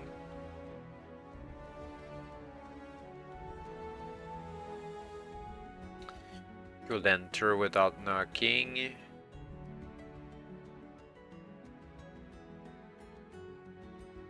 If we try different doors, not both at the same time.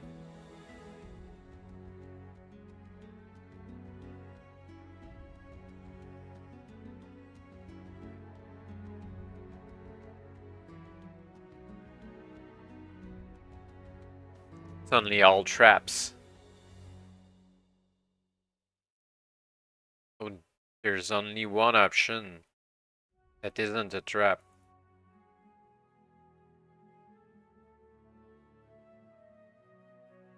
The skeleton and going forward.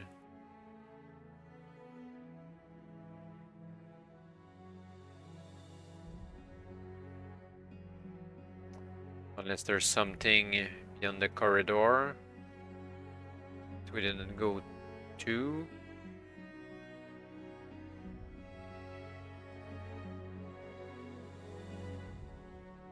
It leads back, so don't have any kind of option here.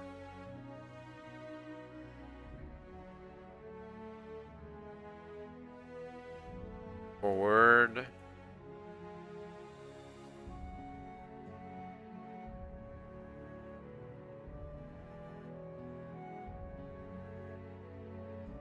And the trap, curse plat, the other trap, curse plat. There was the portrait, the graveyard scene. The left wall, the dark archway. Yeah, this one, we didn't do that one. The dark archway. That's odd. What's odd? EJ asked, having possibly taken mind-reading lessons from Merlin. Shut up, EJ, I'm trying to think. In fact, you're trying not to worry. The archway is still dark, despite the fact that you are holding your lantern right up to it. Something about it seems to absorb the light, but whatever's happening, you cannot see through the archway. The question being whether you want to walk through the archway, which you can attempt, or alternatively, we can go back. Yeah, we have no other option right now, I think. So far, so good. You're in a gloomy corridor running due north for a short distance before reaching a three-way fork. Left, right, or middle. Or we can go back. Go left.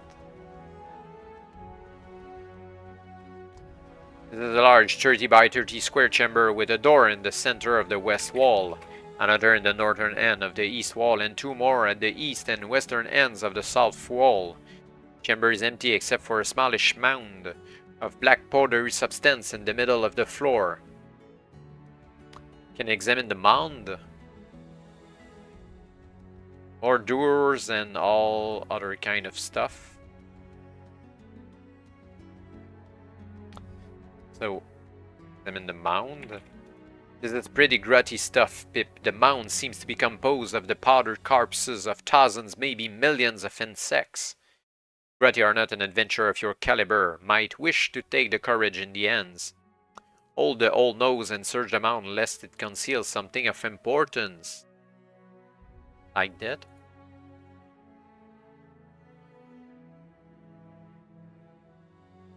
Yeah, I'm tired of that.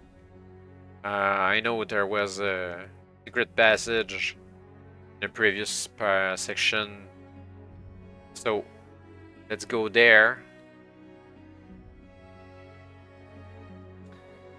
Northwest 59.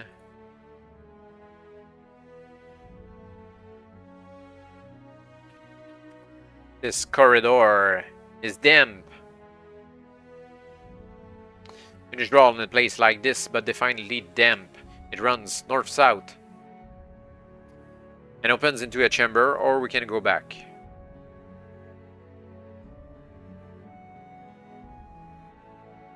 No wonder the corridor was damp. This chamber is full of water. There is a doorway directly opposite, but to reach it, you're going to have to swim. And we never know how to swim in this game. 6 score 5 to 8.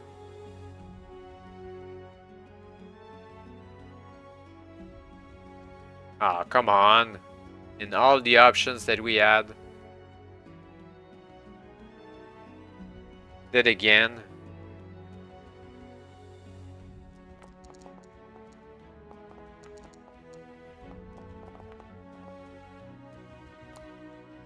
$36 plus 3, that's 39.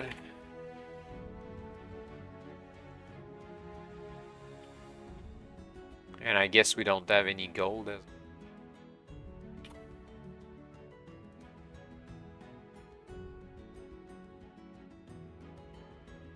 I removed everything else. The silver key, not important.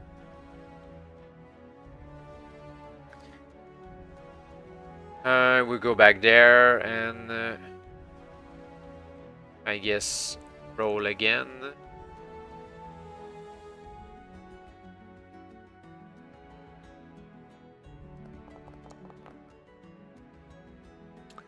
Same result, so just a different one. 9, score 9 to 12. Okay, alright.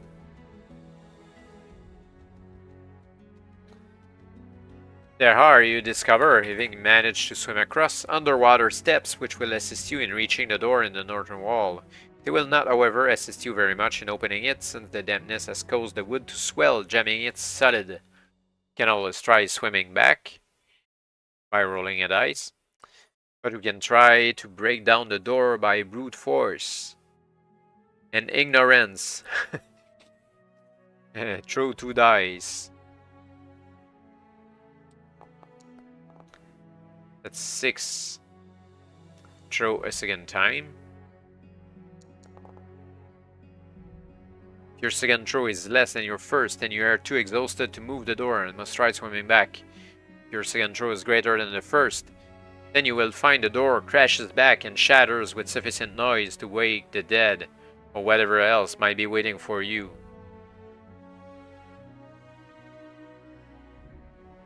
An eerie blue light fills this chamber, flickering and reflecting off marble walls so that you are seized by the sensation of moving underwater, even though the chamber itself is bone dry. It is also pretty huge, a colonnaded extravaganza that could only be a temple to judge by the murals of devout idiots adorning the east and west walls. These twits, a motley collection of men, women, and children, all seem to be bowing and scraping to a deity with the body of a man and the head of a fish. This creature, which will give Robert Redford absolutely no competition at all in terms of looks, holds a small black rod. You drag your eyes away from the murals and examine the remainder of the temple. At the end of the twin rows of marble pillars hangs a curtain made from fine gauze, but nonetheless effectively hiding the northernmost section of the chamber. Before the curtain sits a small, closed wooden chest. You can risk drawing back the curtain. Take a closer look at the murals. Examine the chest. Or going back. Chest is always a good thing. There is money in here, gold and silver both, along with a whole collection of seashells and pearls. All in all, this must be worth 1,500 gold pieces in good, honest loot. Provided you can get past the crab that's guarding it. Ah, okay. You can tackle the crab. We can go back later. Check the murals. Closer examination quickly convinces you that the people in the murals look very frightened, and tracing along the sequence of pictures soon tells you why. In one mural, old Fish Bonds is pointing his rod at a terrified worshipper. From out the rod is emerging a tidal wave which is about to engulf the hapless human. Doubtless all grossly exaggerated, but all the same you will clearly want to avoid the thing with the fish head.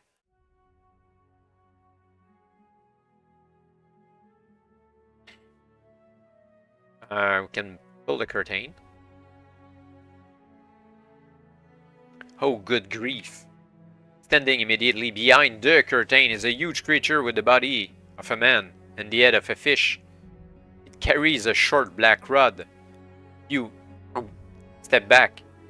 Hi, you say, smiling and waving with your left hand, your right hand, creeping nonchalantly towards EJ. Sorry to disturb you, sir. I'll just be getting back now. The creature raises the black rod and points it in your direction. No, there's no need to be hasty, you begin, reasonably. I mean, I just happened to be passing, and I haven't really done you any harm, have I? So we might as well. A wave of blue-black light erupts from the rod. Frantically, you hurl yourself to one side, and it's only a dice throw again. 5, so score 4 to 6. The wave passes over harmlessly, a little to your right. You tumble expertly, drawing old DJ with a flourish as you regain your feet and drop into the old familiar fighting stance. "This means war, fish face," you hiss. On which slightly bitter note, the fight is on.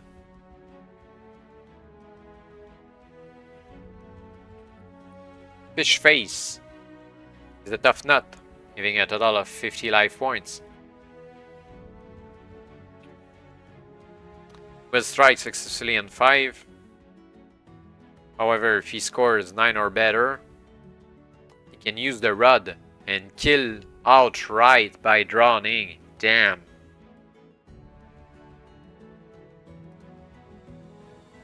But he needs to use the rod in the first 3 combat rounds, otherwise it won't work. Okay. Initiative. Pip is first. Should we use spells here?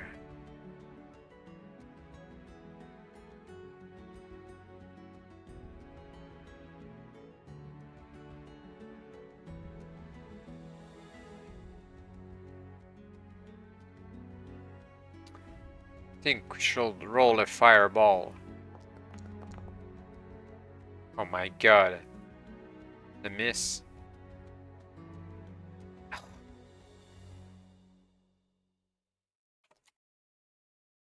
Okay, fish face turn. Dead. Yep, simple as that. That's such a sucky fight.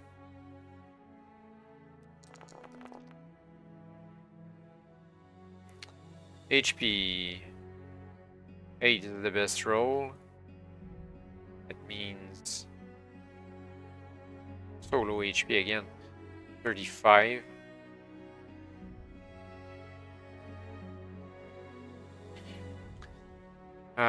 We're going back there. Initiative roll. Fish face first.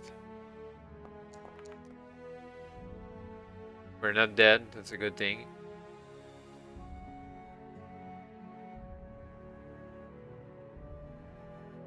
Only 3 damage. Fireball. Hey, that works. He's dead. Bam! 95 damage. I forgot to try again the friendly reaction. Damn thing. Try that.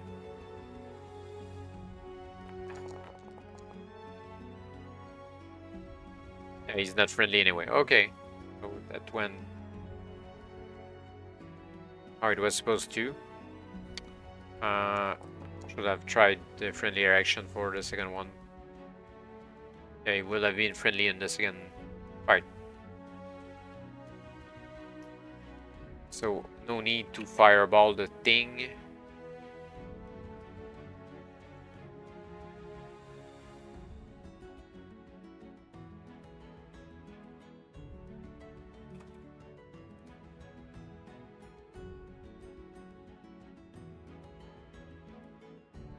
Okay, we kind of survived. This is a pretty sick-making Pip. The moment you napped off the last of his life points, Fish Face is integrated into a smelly pool of disgusting slime. But sick-making or not, you brave the slime to pick up that black crud, which on a score of 9 or better will allow you to kill any human or humanoid enemy outright by drowning, but only in the first 3 combat rounds. Black Rod kills on 9 first 3 rounds. You look around and discover that there is an altar behind a curtain, above which is a coral statuette of Fish Face himself, labeled Fin Squandrago, God of Cod. That statuette looks quite valuable, about 500 gold pieces, so we can take it or go back. Was the thing about a crab too?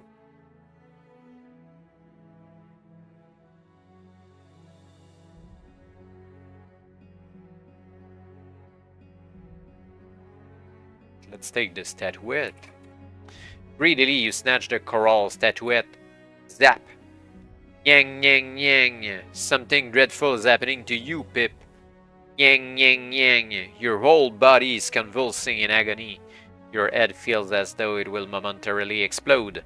Horrid tearing sounds fill the air as your skin stretches and rips. The whole nasty process will absorb a painful 15 life points. Before it's finished. A glance in any mirror will confirm you must grown gills on your neck, and a fin in the middle of your back. While definitely no asset to your marriage prospects, this unsightly development has its good points. It means you can no longer drown in this adventure, whatever the dice say, which allows you to backtrack safely to the previous section. Unfortunately, or perhaps fortunately, you will revert back to normal at the end of the adventure. Can we check the chest with the crab?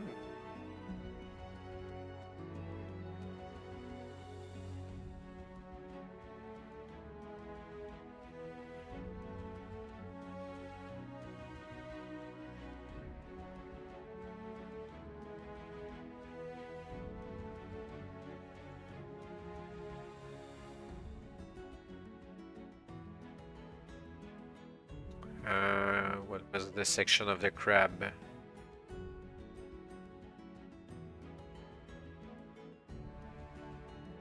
Ah, there.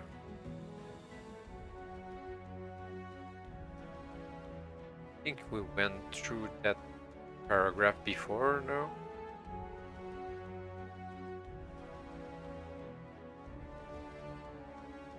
Yeah, there's a secret passage. This chamber as well. We're going to check that after the crab.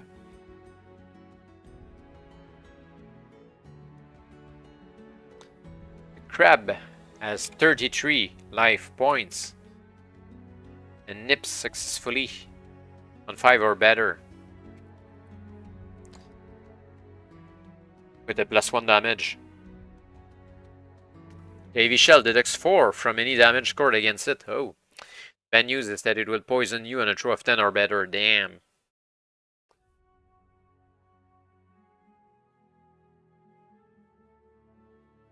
It gives only money though. Well, can you know?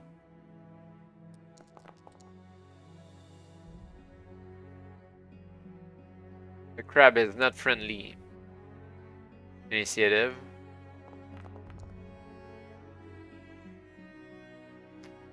Crab first.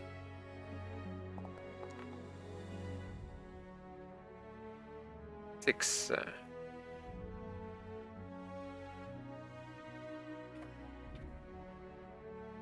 Which is a hit for 3 damage.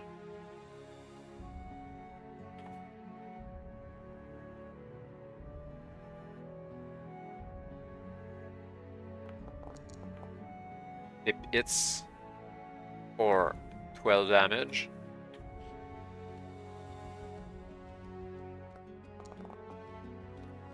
Then the crab hits and we're poison.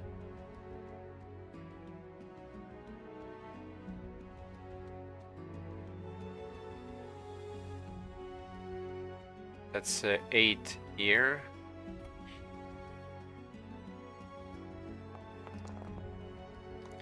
Another big hit.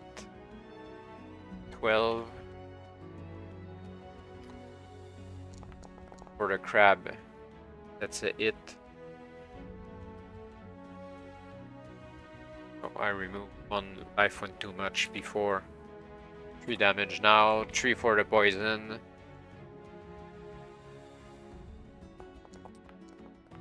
And the crab is dead. We have lots of gold that we're going to lose anyway. Pretty much right away.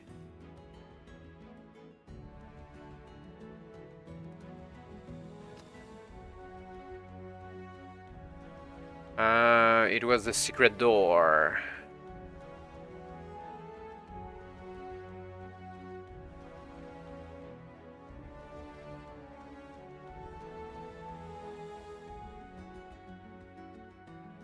Only a single place.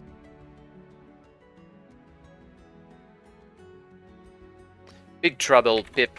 You could tell the moment you opened the secret door, since doing so triggered a flash of magical lightning. It did you no harm, but an experienced, not to mention clever, witty, and incredibly good-looking adventurer like yourself will instantly recognize that the flash denoted a very heavy spell in operation.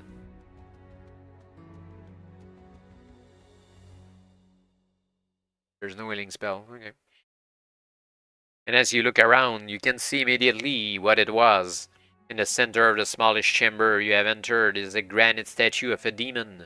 Even now, climbing down off its pedestal, stretching magically animated granite bat wings and turning glittering granite eyes in your direction. This could be the end of one experienced, clever, witty, and incredibly good-looking adventurer if you're not very careful, Pip. The animated granite demon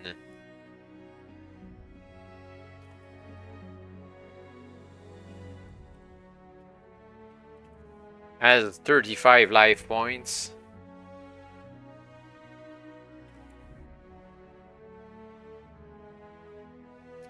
Strikes on 4, scores +4. Friendly reaction. He's friendly. So we survive, but we die with the poison.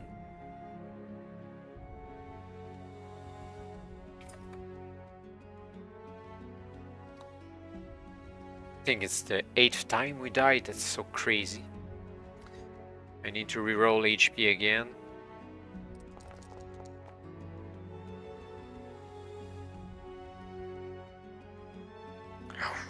That's so low. 23.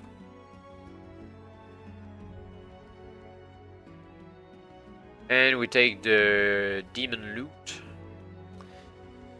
Pick your way over lumps of shattered granite to examine what seems to be an empty chamber without exits other than the one you entered. Then a sudden inspiration strikes you and you examine the stone flagged floor. Sure enough, directly under where the granite demon statue stood before, you turn it into gravel is a trapdoor. You fling it open enthusiastically to discover a flight of narrow stone steps descending into darkness. You can descend those steps at 120, or if you wish, return to the fish temple. Well, we took a look at the old fish temples.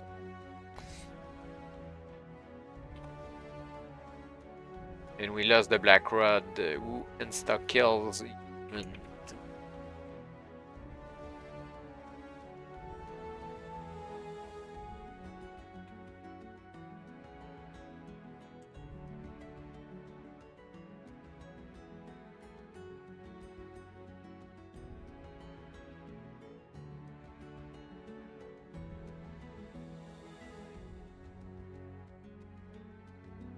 The steps descend into a narrow, gloomy, and extremely damp corridor which runs due south some distance along. You reach a broken door in the east wall. A quick glance and shows 'tis to be a storeroom of sorts, but one which has obviously been looted at some time in the distant past. Broken casks, chests, boxes, and barrels are strewn about, and the whole place smells of rotten damp. Which doesn't necessarily mean there's nothing of interest in there, of course. We can search a room, or continue. Well, why not searching? Nope, nothing in here but rubbish and broken rubbish at that. Yeah, well, why search then? Why give the option? The corridor continues southwards with the smell of damp and rot growing stronger. You notice patches of blue-green mold on the left and eastern wall, and as you continue along, these patches become larger and more frequent until eventually the entire eastern wall is covered in the stuff. Perhaps 50 feet ahead is another broken door. To the west this time, a quick glance and shows it is to be a storeroom of sorts, but one which has obviously been looted at some time. Yes, that's not though. Broken guest chest. Can search. Nope, only rubbish.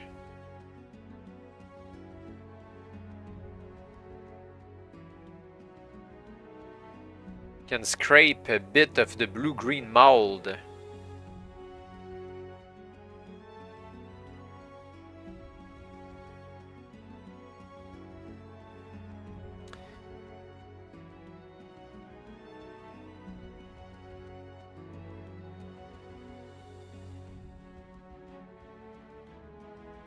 Scrape a bit of the blue-green mold off the eastern wall, and in a moment of temporary insanity...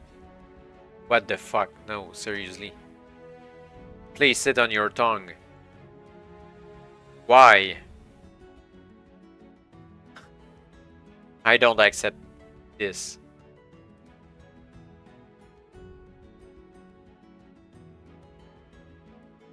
Okay, let's forget all of this and continue forward.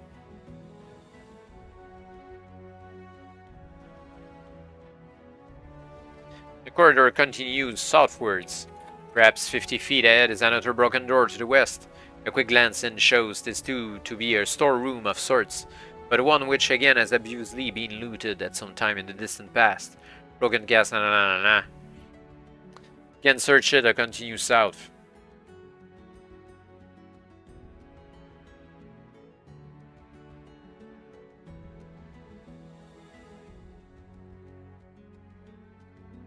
By Jove, a Roman deity, this one really was worth searching.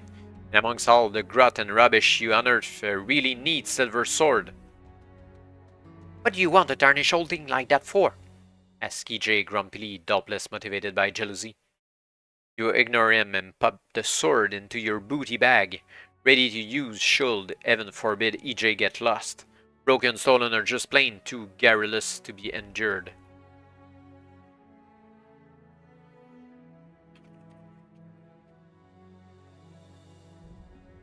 And we can continue onward.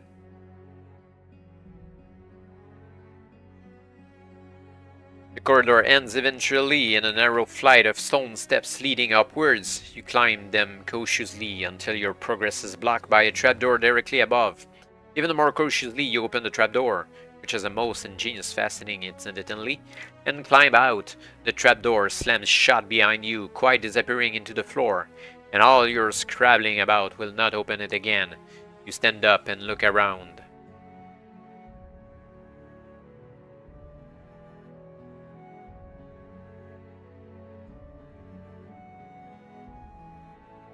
We're back to kind of the beginning now. Way.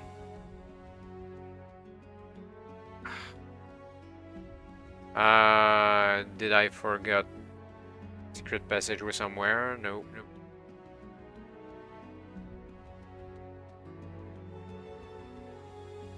We really looped around the beginning. Come on.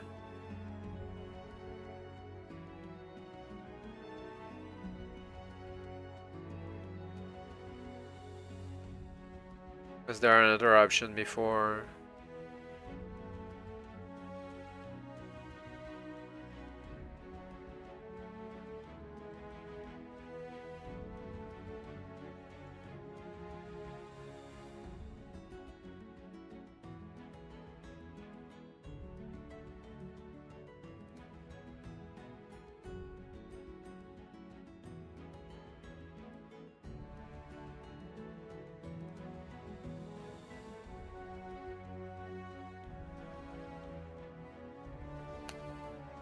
Seems that not.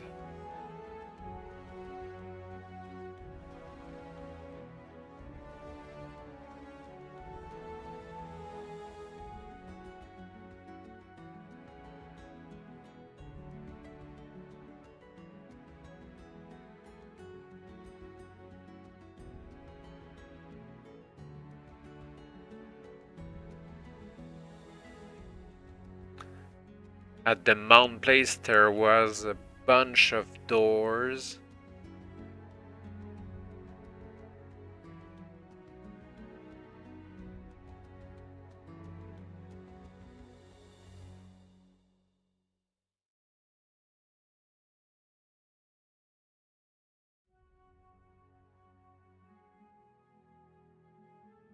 Which is running around.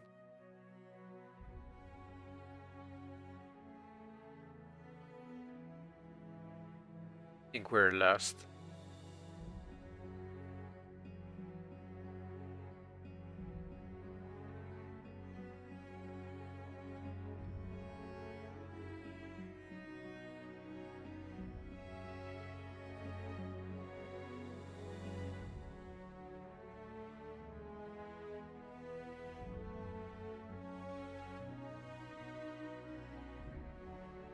There was a door in the east.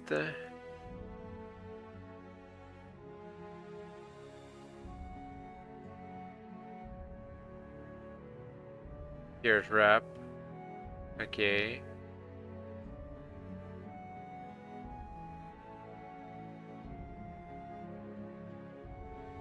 Remember the gloomy corridor?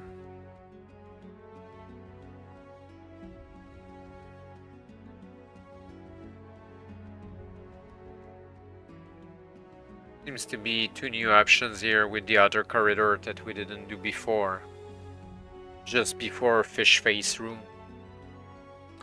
The empty corridor runs due south with 2 branch corridors running off to the west and a door in the wall between them.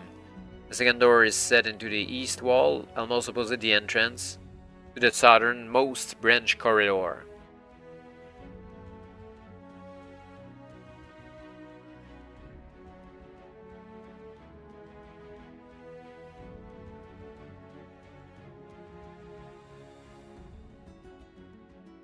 South, north, west, or the door in between.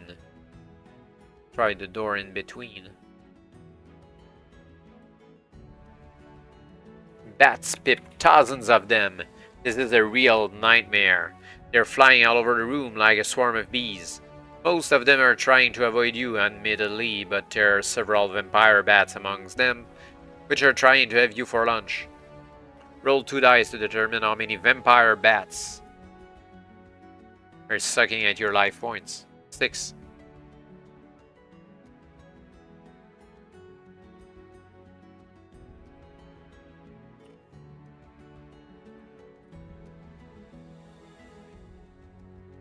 Each have only 5 life points. But I can roll 24 dice for friendly reaction.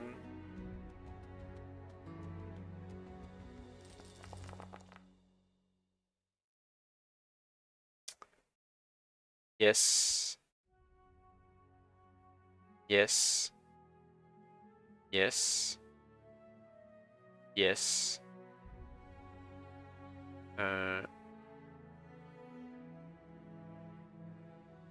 Yes.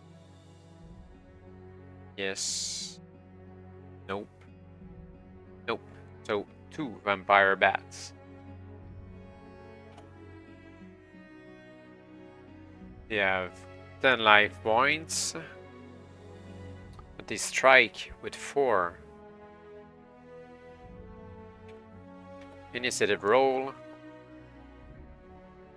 Pip first. There we go. Boom, 1 bat is dead. Vampire bat. They hit.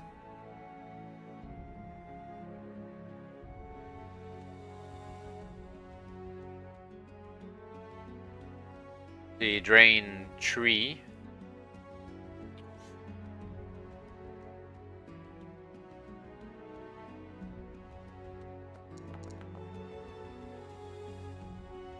And it's dead. Oh, is it dead? Yeah, it's dead. That's it.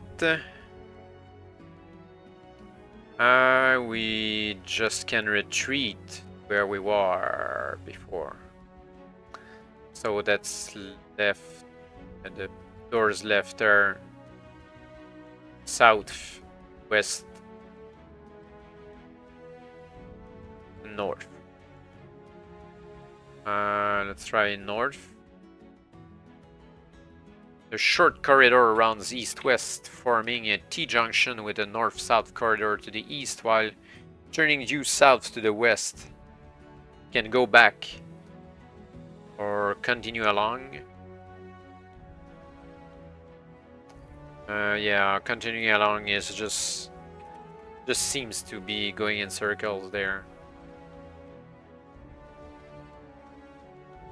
Yeah, it just goes in circles. Alright, let's go back to where we were.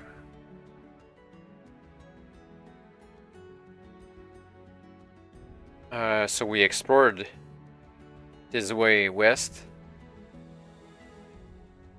There's only south left.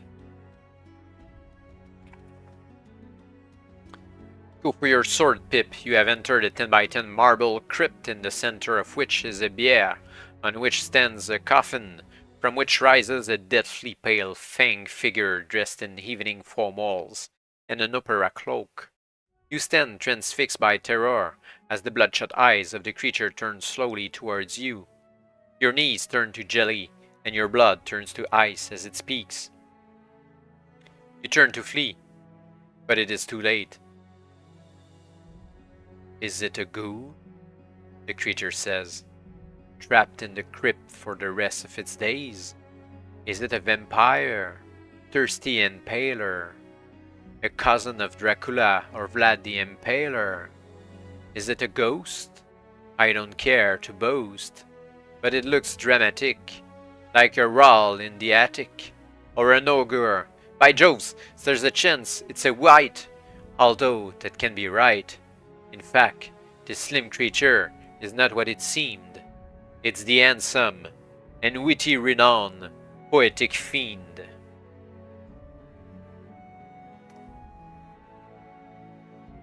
Well, the rhyme doesn't kill me, so...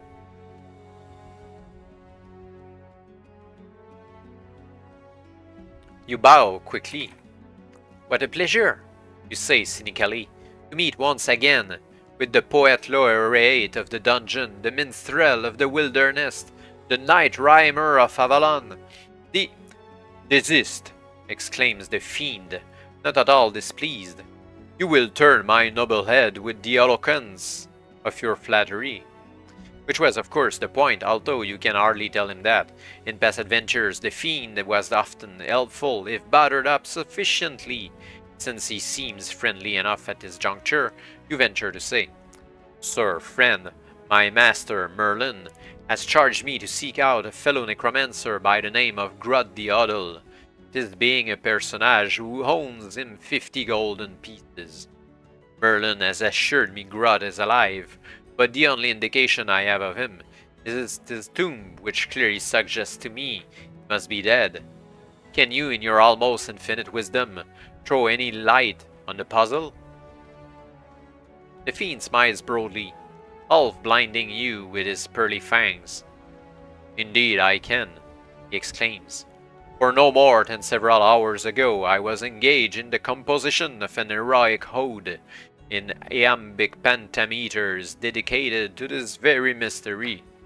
Let me read it to you. With which he extracts a piece of parchment from his voluminous cloak, squints at it briefly, then declaims. When Grut he was a little lad, his interest turned to all things bad, and so it was in later years. He turned out worse than most had feared, becoming something of a witch, and later changing to a lich.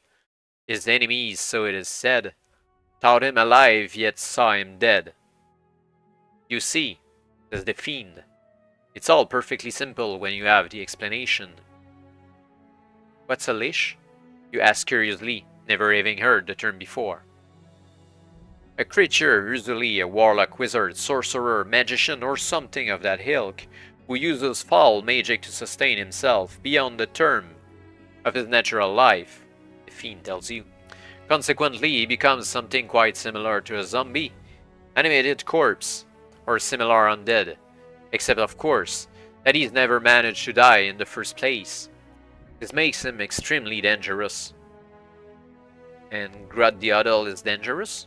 You ask, with a sinking feeling you already know the answer.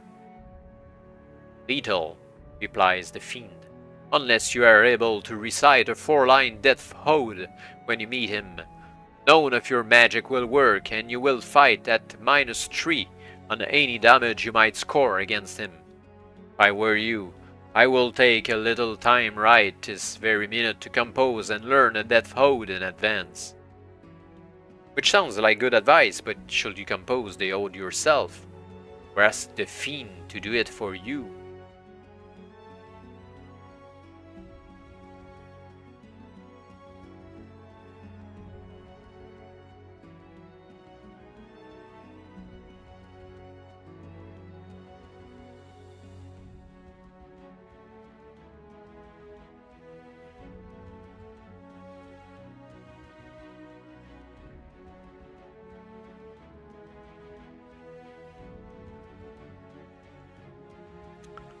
think we're good enough.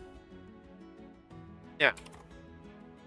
To compose a proper death ode, you must create a brand new poem in which the first 2 lines rhyme with each other and the second 2 lines rhyme with each other, as in the following terrible example drawn from the collected works of the poetic fiend, Oxford University Press, 1985.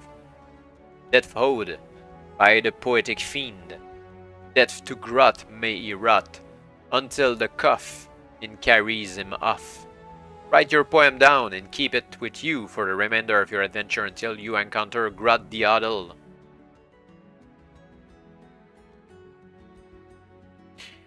At which point, read it aloud before engaging in any spells or combat.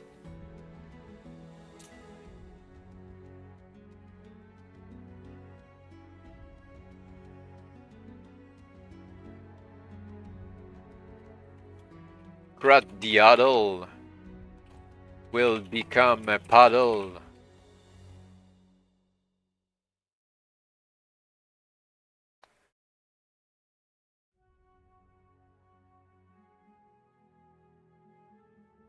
Once those rhymes will have stopped time. Once this rhyme will have stopped time. There we go. Now we'll be able to kill the big bad boss at the end. And we need to go back after that, which is bad since we're still lost.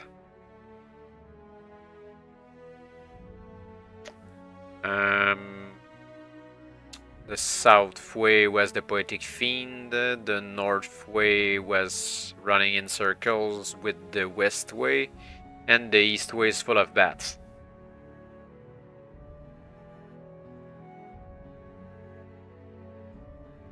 I don't think we missed a secret passage somewhere.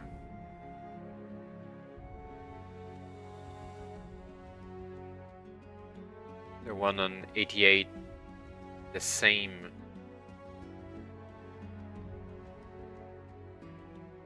Yeah, it's running in circles with 89.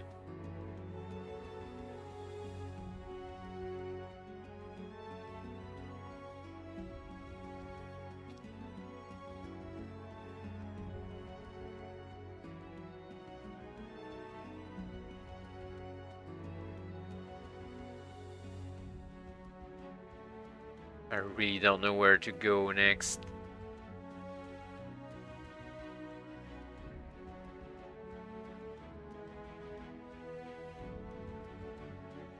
Which is strange because if I follow only the sections here, I can go there with the poetic fiend, talk to him.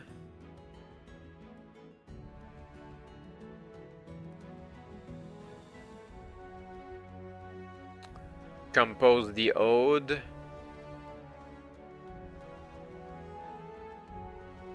And then we go back.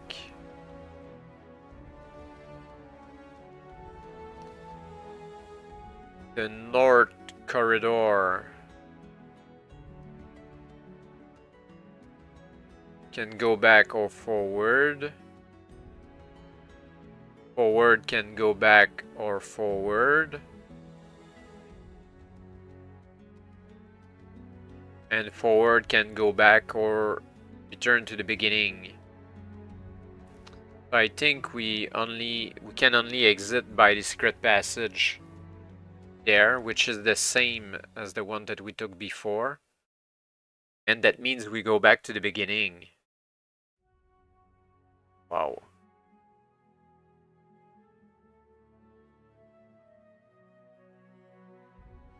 Oh, there's another secret passage there. From the beginning. It's not exactly the beginning then. Yeah. We never went there. Bravely, you press forward until you fall into a pit. Why can't you look where you're going? Grumbles EJ, irritatingly, as you crawl out to calculate the damage, which may actually be quite extensive, not to say lethal. The fall itself will cost you a single dice roll. Single die roll. 1. Not so bad.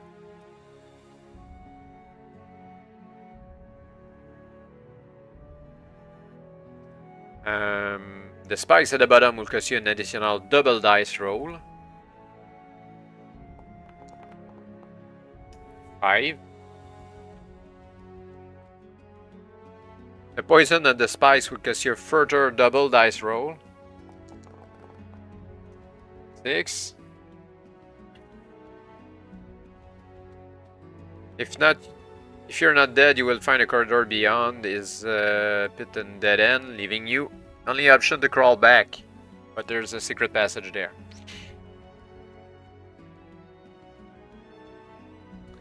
2. 122. I don't know why there's a 0 there between brackets.